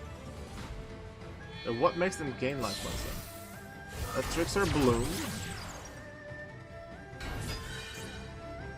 You gain life with everything every time something's summoned to a zone that points to. Okay. That's how that works.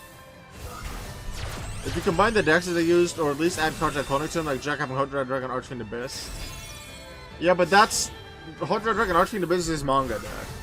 And it still very much supports his anime deck as well. Trickstar and Marincess are two very different decks. I don't see them working well together. Game 1 of this final match goes to Blue Maiden.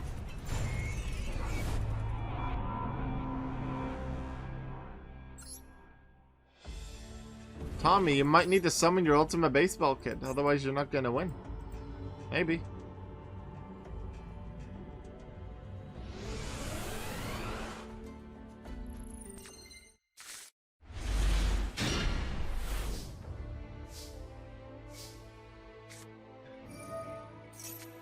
Hey Minako, the deck that I made for you is, I think it's a version 4 deck. So I'll make it fight against version 4 decks to keep it fair. I could make it face version 3 decks to have it a higher chance to just show off the cards.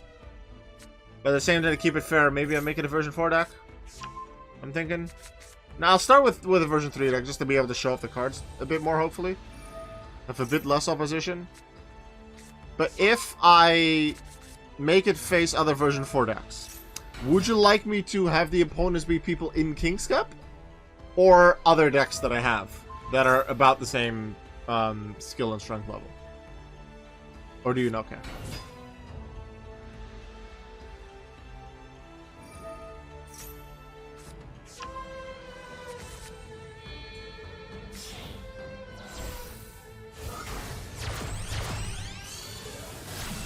I don't really care. Okay. We'll probably do 2 or 3 duels depending on how much is shown up. It's an agent deck. We were thinking about fairies, but also like a forest theme to it, but fairies and the forest theme didn't really work together too well. And one of Miniko's usernames has Venus in it, like the one you're seeing right now, Sailor Venus. And there's 3 fairies with Venus in their name. Agent of Creation, Agent of Destruction, and then Splendid Venus. So that made me think, take an agent deck, adjust it a little bit to make Splendid Venus in as well. There's not a lot of ways to summon Splendid Venus. I didn't add Valhalla Hall of the Fallen in there, which would have been the main way to play it. But I haven't been able to test it too much. The focus is on the Asian cards on Hyperion. But all 3 of the cards can be summoned. Foxglove of Witch, that's some extra damage. Switch to Light Edge Helping, improves the attack power for Holly Angel. Here comes Foxglove of Witch's effect. Boom, more damage. Add damage. Holly Angel, boost attack. Here we go. Forbidden Lance, ouch. That loses you the Foxglove of Witch. Extra damage. That was a good turn for Blue Maiden.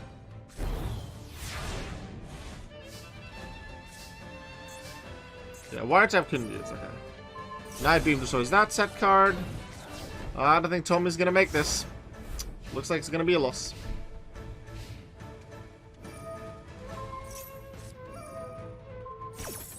Chain of Mystical Space Typhoon, might as well. But that also confirms that the game is over. It's a 2-0. No, wait, not yet. I misremembered how many life points there are left. It is not over. It seems very likely that it will be over soon. But it's not over.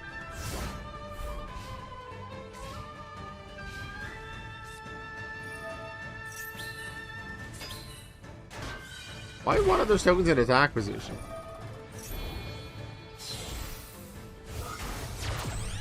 Might want to cook up a Dark Scorpion deck sometime. Fits my game into a Scorpion. That makes sense, yeah. Don Zalug is a character that uses the Dark Scorpions from the anime.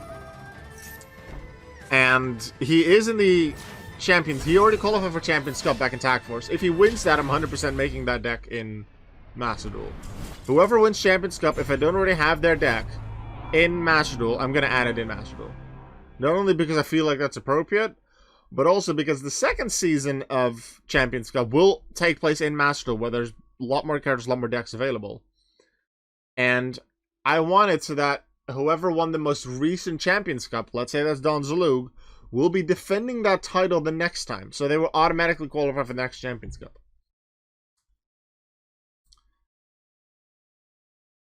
Alright, we open challenge once more, and we see that Blue Maiden got another win. We submit that score. They are all in. I refresh the page, because that will show us the updated scores. At the top, still, with 12 points, exactly equal everywhere, Jack Atlas and Miss Chono.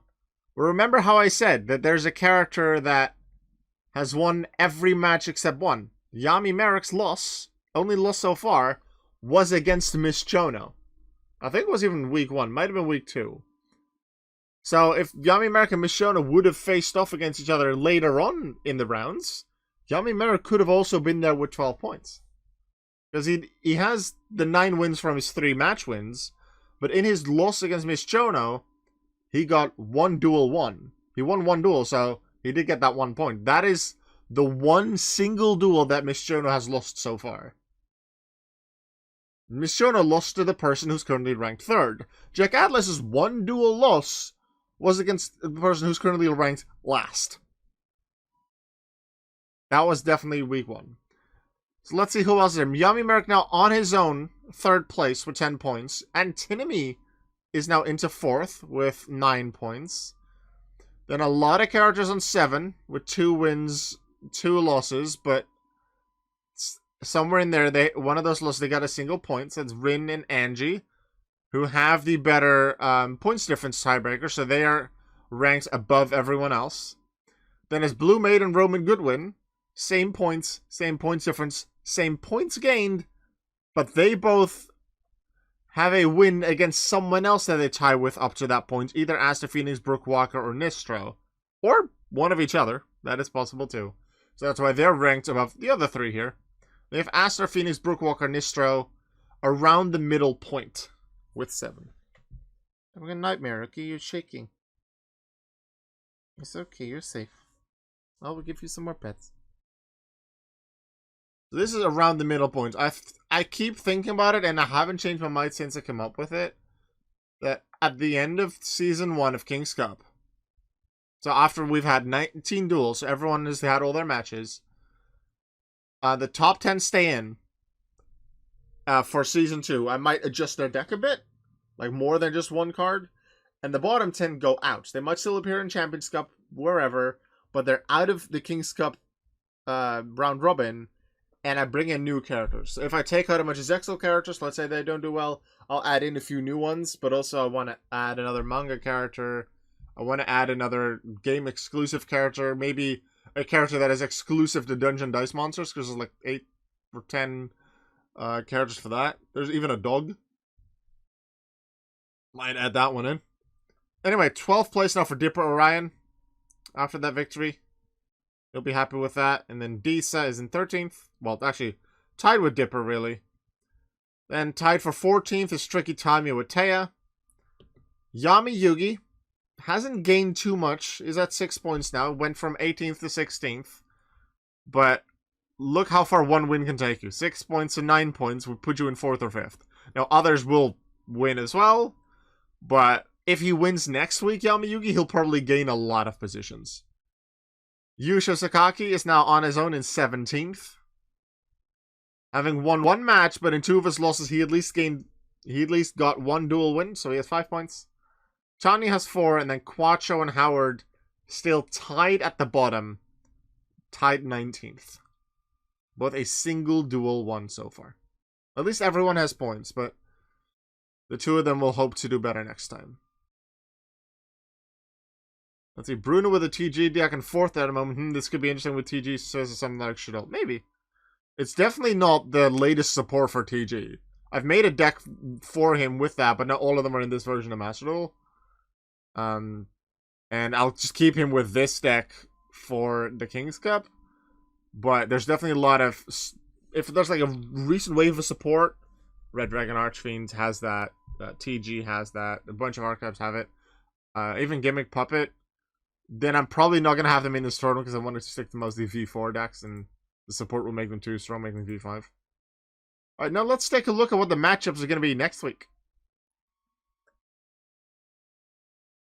Roman Goodwin against Nistro. Taya Gardner against Tricky Tommy Noble. Rin and Jack Atlas. So Jack Atlas will defend his perfect record against Rin. Angie against Yusho. Howard X Miller and Blue Maiden. Quattro against Yami Yugi. They used to be tied at no wins at the bottom, but Yugi's won twice since. Quattro not yet. That's going to be a hard one for Quattro. Yami Merrick against Antinomy. That's P3 against P4. That's kind of a big one. Tanya and Disa. Dipper Orion against Brooke Walker, and then we're ending with Miss Chono against Aster Phoenix. See, where was Aster Phoenix? Aster is in the middle. 2 wins, 2 losses, but gained 1 extra point from one of his losses. He is up against one of the 2 that hasn't lost a match yet. I went down too far there. You're not supposed to see that round yet. Oops. If you happen to see that, don't spoil it, everyone. So those will be the matchups for next week.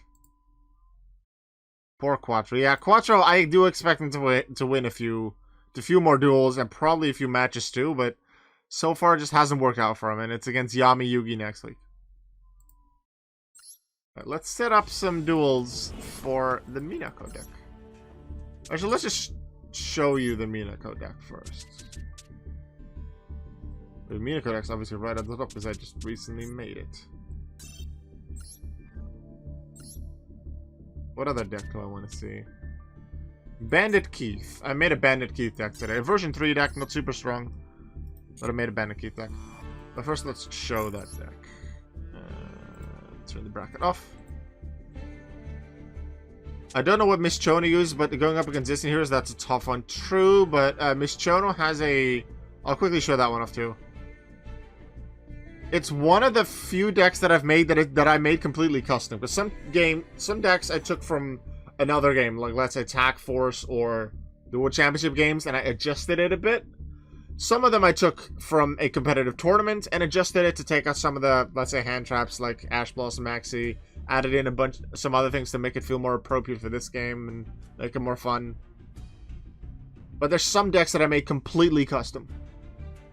And Miss Chono was one of them. I just started with the Snake Hair. The Snake Hair had to be in the deck, and I just worked on it from there. Decided on like an Xyz/Ritual deck with normal monsters.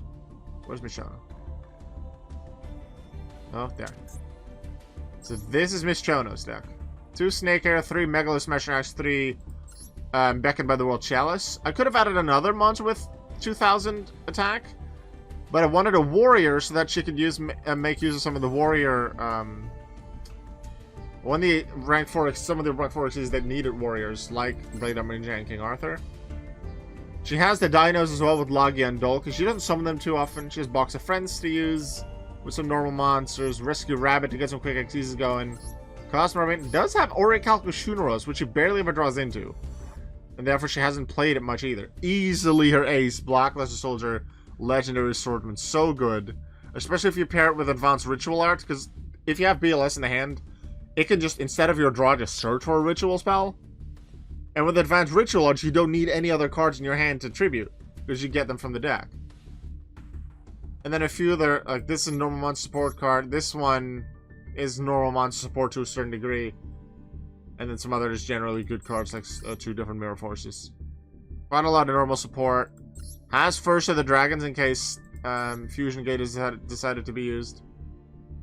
It's a strong deck, and I'm very happy she's doing so, because I'm just very happy with how the deck turned out, and BLS, that BLS, I'm just really a fan of it. Now Minako's deck, like I promised. An Agent deck, 3 Mystical Shine Ball to work with both Agent of the Creation Venus and Agent of Destruction Venus. I considered making a rank 2, like getting a rank 2 Xyz for Mystical Shine Ball plays, but probably I just want to go into something like Parshath. I do have Effect Failure. I have 3 Agent of Life Neptune. Herd of Orange Light to stop some effects, monster effects on the opponent's field. Agent of Mystery Earth is a really nice searcher, especially if you have something like Sanctuary in the Sky on the field. And there's multiple cards that are treated as Sanctuary in the Sky, even though they're not that card. 1 copy of Honest, because it's nice. Logath is actually a pretty nice card in this deck as well that I found. 1 copy Splendid Venus. Kinda hard to summon in this deck, but it is possible. And it is the 3rd Venus. Ursula Christia wasn't originally in there, added it later. And then Hyperions, I would say, are... At least for the main deck, they're the boss monsters. Yeah, there's Christia, yeah, there's Venus. But these are the ones that I expect to summon pretty regularly. Gotcha Guntet is probably the rank 2 Xyz that gets added to Minako's deck if there was in room, yeah. Well, there's others that are good too, but you can make links with them. with fairies like Parshath, and that's probably better. That can be done. Some big ones. Ancient Sacred Wyvern can do massive damage. There's a Barone. Some Massive Flare Hyperion. I feel like it's a pretty strong deck. Haven't used it too much, but let's go. I still Luna. Did you see Luna's Dragon? Did I put Ancient Fairy Dragon in there? No, that's not Ancient Fairy Dragon. This is Ancient Sacred Wyvern. So it's not Luna's Dragon. I can see the difference. Like I can see the similarities. Both, I think, with the same attack. Somewhat similar name. They start with Ancient. Yeah, but there's a bit of a difference. Effects are very different, too. The Wyvern is technically Luna's. To a certain degree, maybe. Like, the monsters do look similar. Alright, let's go fight Bandit Keith. Let's see if you can beat Bandit Keith.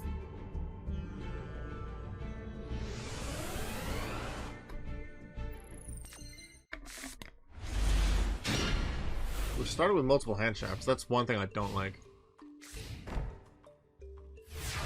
The Bandit Keith doesn't start with any monsters. You don't really start with a lot of great ones either. Ancient Sacred Wyvern could be used in Fabled decks to a certain degree. It could be used in a lot of decks as long as it has Light Tuners. A bunch of like hand traps or things that work with the meta. Like, I'm not a fan. That's why even there's like 3 Ash Blossoms, 3 Maxis, and certain, let's say, competitive decks that I copy and then change over.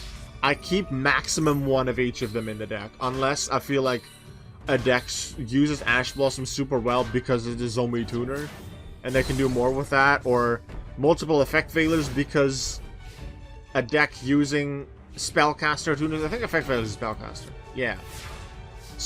If you have like the Selene into Access Code Talker combo, I can see why you would use 2, maybe 3 Effect Failures in the deck to help that combo.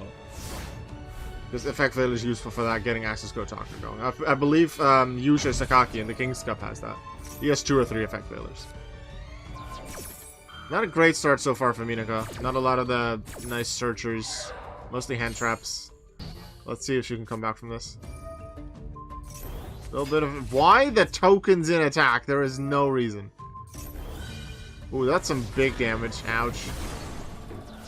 And that's not a fairy, so bet data damage is taken. However, we do now find Agent of Mystery right here. That's stupid. Why would you attack with a 0 attack monster? There is no reason. It's also actually scary with Mirror Force. Agent of Mystery searches for Master Hyperion, which you can do because of Sanctuary in the Sky being on the field. There we go. Now we have some big monsters to play. Bye-bye.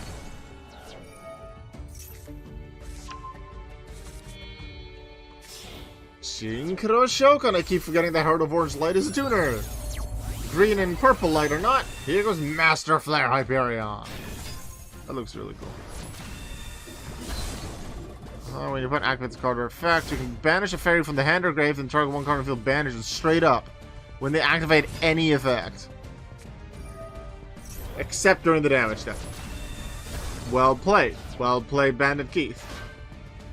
That does destroy Reflect Banner, but that does take out Minako's big one. You're not going to attack the token? I'm surprised they didn't go to attack the token. No, they make the token attack it. What's with this AI and wanting to attack with weak monsters? I've seen them do that with Destiny Hero Defender as well, when they really should stay in face-up defense. We have another Link summon. This time, it's a Protector of the Agent's Moon, the Agent's Link monster. I'm still not used to some of their effects, though. I think that just... did they copy the other card's attack? No. What do they do?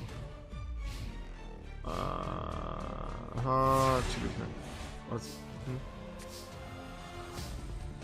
Or Sanctuary on the field, either if you can add from... Why didn't they just add a card? They just sent one to the grave. Maybe for future effects? Here comes Parshath. Sort of like the semi-boss monster of the deck.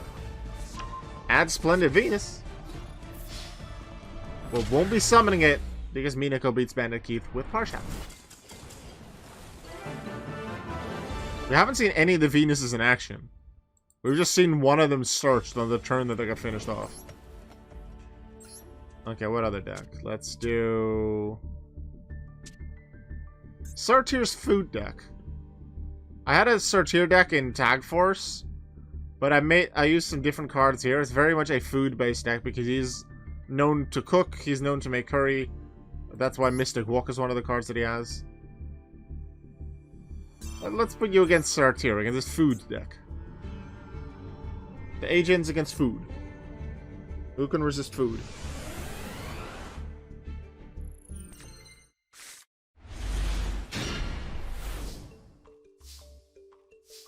Again, with multiple of the negates, but not actually the cards that get you going. That's one thing I don't like about current day competitors. To be good, you have to have a lot of hand traps, stuff like Ash Blossom, Maxi, well, Maxi and Mashal. Some others maybe too. But then you just draw into them. It's really hard to get going sometimes. And then you just draw into one or two of your combo pieces, and then you just combo off from there. Because there's so many possibilities in the current meta. That is also what good competitive decks do. Even if you don't start well, take one or two pieces and you can still make a big combo, added surge, draw a lot of your cards.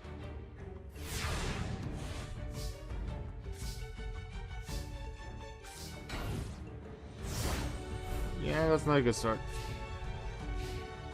I haven't done many test duels with this deck, so I don't really know how well it does. I don't know if the AI knows all the agent combos either. Perhaps there's other cards or combos that could have been played already in this duel. But yeah, this one doesn't look good. The cat, you'd be being beaten by Cat Corn, a Radish Horse, and a Carrot Man.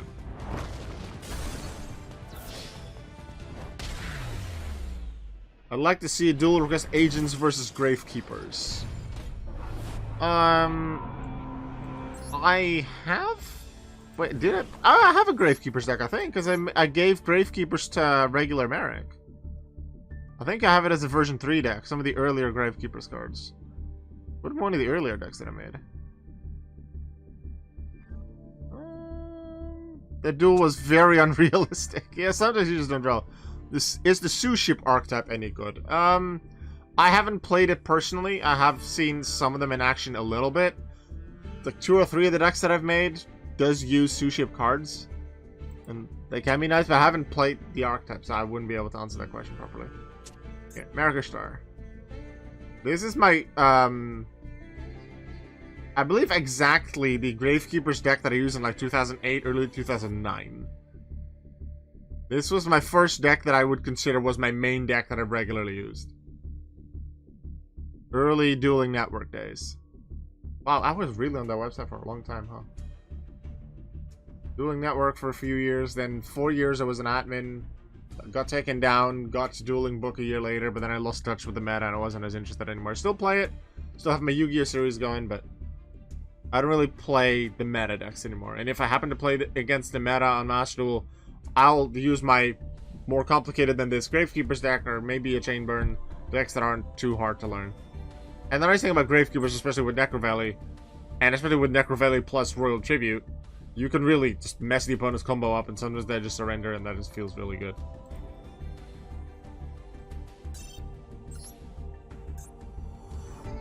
So this is regular Merrick. They took on Dueling Network down from... No. You misunderstand. Dueling Network was a simulator that got taken down, yes. There was a... I don't remember, cease and desist order or something like that? I don't remember.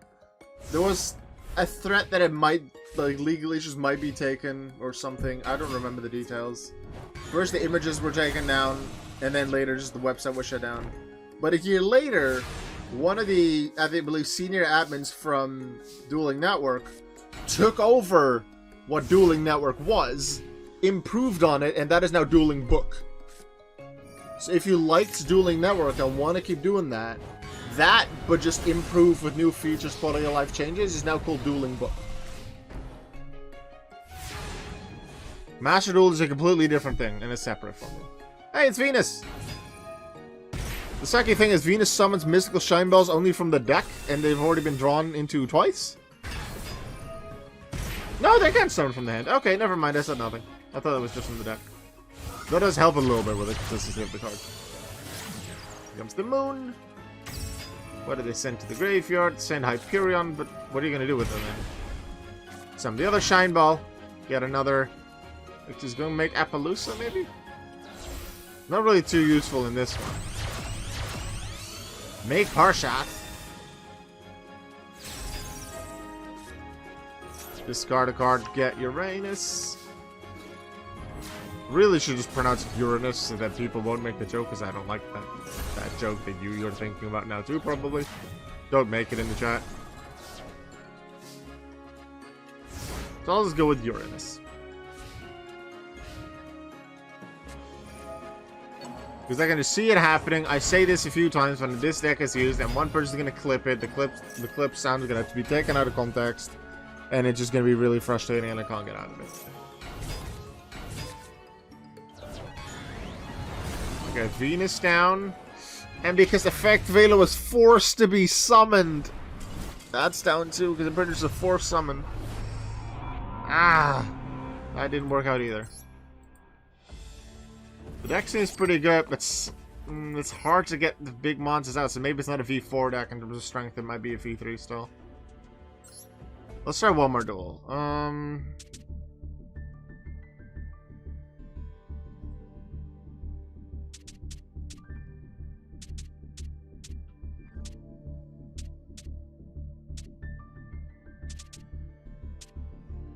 I have a weaker version of Aster Phoenix deck. Minako, you want to fight Aster Phoenix? I can make you face Aster Phoenix other deck.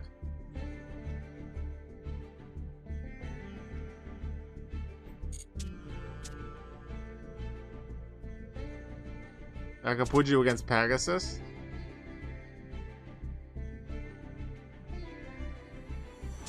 If I lose, then I will be happy.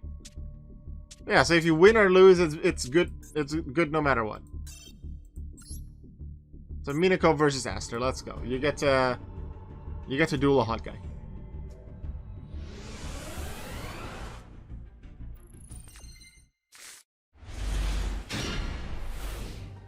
He doesn't have all of his Destiny Hero support, and he only has one fusion monster.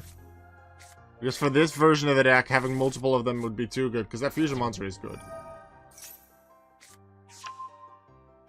Multiple fusion gates, things like chain material to help summon the fusion monster, but there's only one that can even be used. Herald of Orange Light, stop Stratos. No extra search. 2 sets, but if one of them is chain material, the next turn that fusion can come out. Yeah.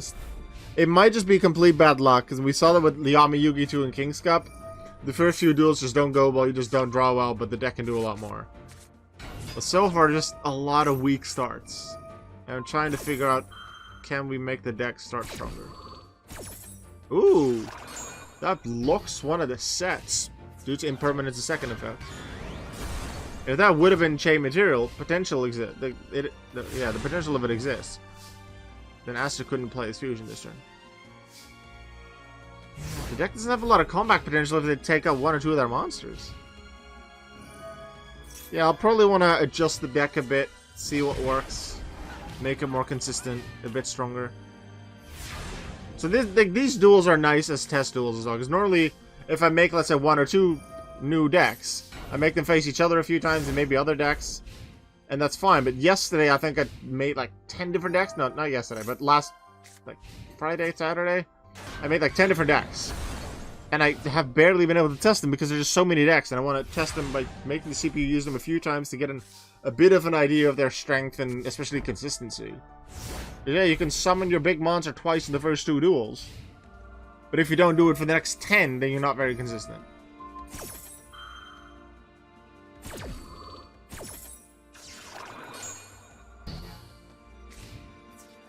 Infinite Impermanence is plus Effect Veiler, probably not necessary. So I can get rid of 1 or probably more of them to add some consistency to it. Christia works exactly 4 in the grave. And now neither player can special summon, but Mirror Force and Christia goes to top of deck because of her mandatory effect. Thing is, though, Diviner of the Herald will go to the graveyard again, which makes it, again, 4 fairies in the grave. We know Christia is going to come back next turn. I'm going to assume that that set card that Azure still has is not chain material, or he would have used it by this point. He could have done it this turn. Now adds Mystical Shine Ball back for some reason, okay. If neither player can special summon now, even if he gets chain material fusion gate out, or just his Dogma and Plasma, Archlord Christia does not allow any special summons for either player. So, searches for Dogma, we'll get it in 2 turns. And we'll stall to get there, which Sword Revealing Light. Okay. That might also be why he didn't play Fusion Gate yet, because he doesn't have Dogma. That's turn 1 done for swords.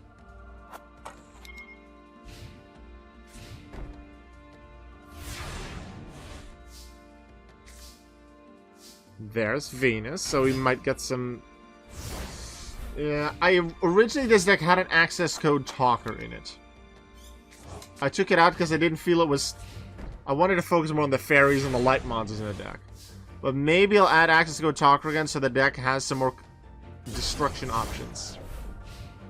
And like a nice hard finisher. I might add that one back.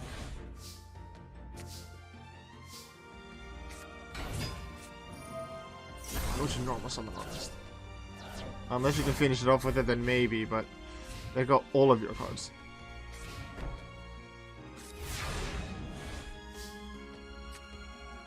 Play Sacred Waters. Why would you... Okay, so Sacred Waters is... It clearly, to me already, is one of the cards that can be used, should be used, because it adds a monster, gives you life points, but just they refuse to play it. What about Yuki? You didn't want to be on my lap anymore? They just refuse to play it, so I can just do something different. Alright, here we go. Here comes the fusion monster.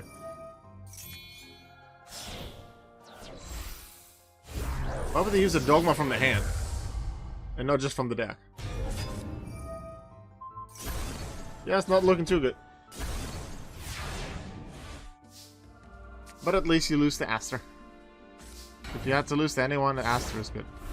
Okay, so unfortunately, even though Sacred Waters is a really nice card to have, and it's a nice consistency card. It's a really nice consistency card for the deck, but the AI just refuses to use it. The Wind Witch spell that Rin had is another example. Fish Sonar that I have in 1 or 2 decks for Mako Tsunami. The AI just refuses to use it, even in situations where it would be really good. The coding for the card maybe just is wrong. I don't know. I've noticed that with a few cards. Not many, but with a few cards. They just happen to all be normal spells. But that might be coincidence.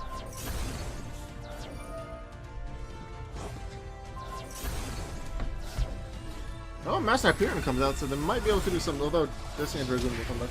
You wanna leave the room again, Nikki? Okay. See you later. Oh wait, the room downstairs is probably not unlocked, so then that's why Uki came back so early. Here comes Destiny and Dragoon.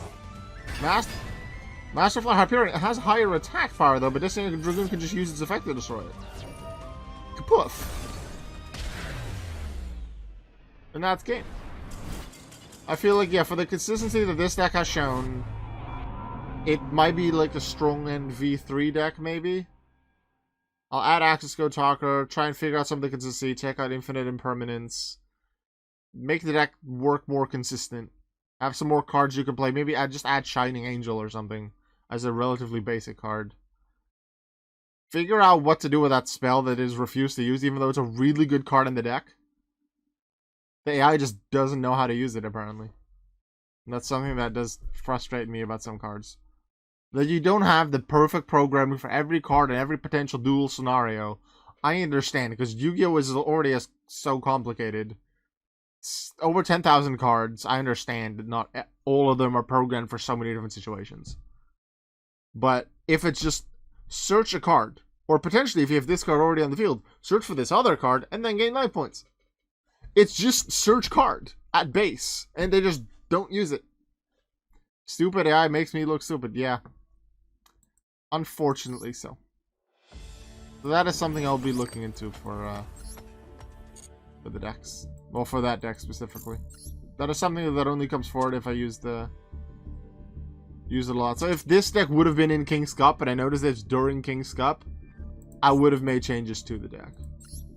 I'm not going to do that change right now. I'll just think about it another time. But this is just a really nice card to have. And I haven't seen this card used either, so I'm wondering if they even know how to use this card. Because if this card isn't used, then where is the spell support for this deck outside of the basic field spell? It's unfortunate. Maybe just add a few more copies of Honest as well. I'm not really sure. I want to keep the agents in there because Venus, it's Venus. But maybe I get rid of more of the agent as a whole with Hyperion, maybe, and make it more of a standard fairy deck that happens to have the 2 Venus cards. Because the Venus cards can work on their own as long as they have the Mystical Shine Balls.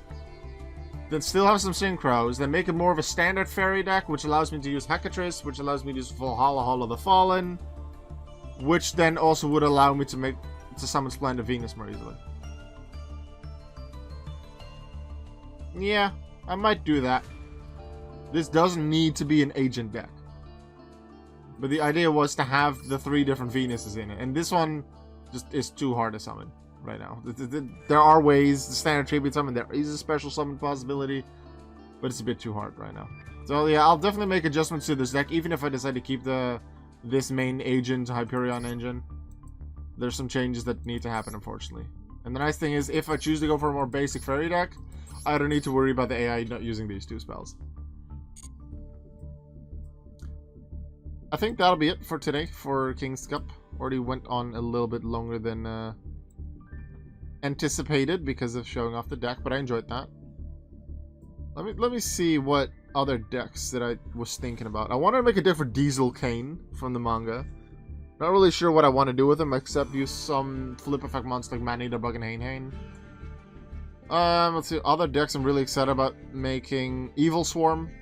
Alright, already made the Melisaurus deck, so let's go.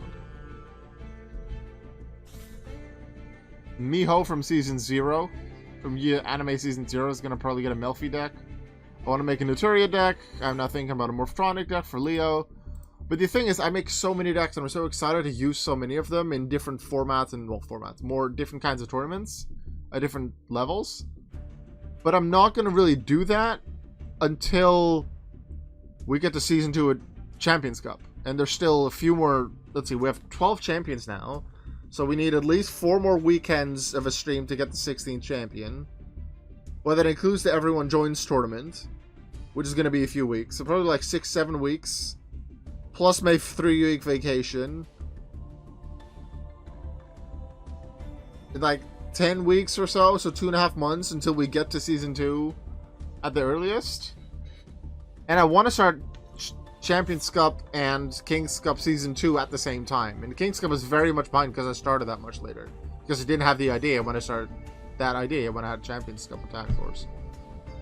But I'm really excited to get to Season 2 of Champions Cup. Use a bunch of different decks each tournament.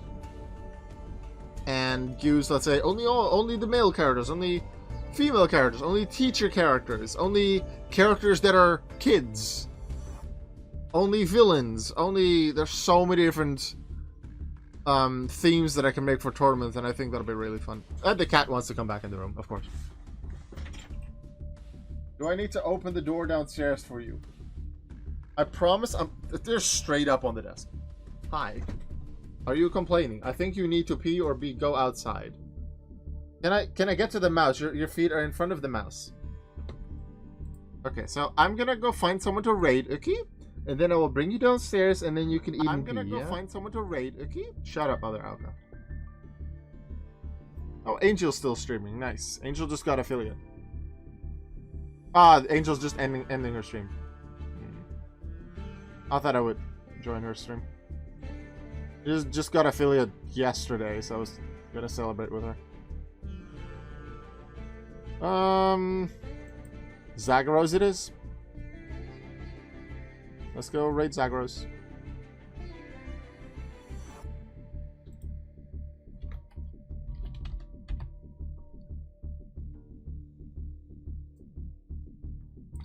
Zagreus.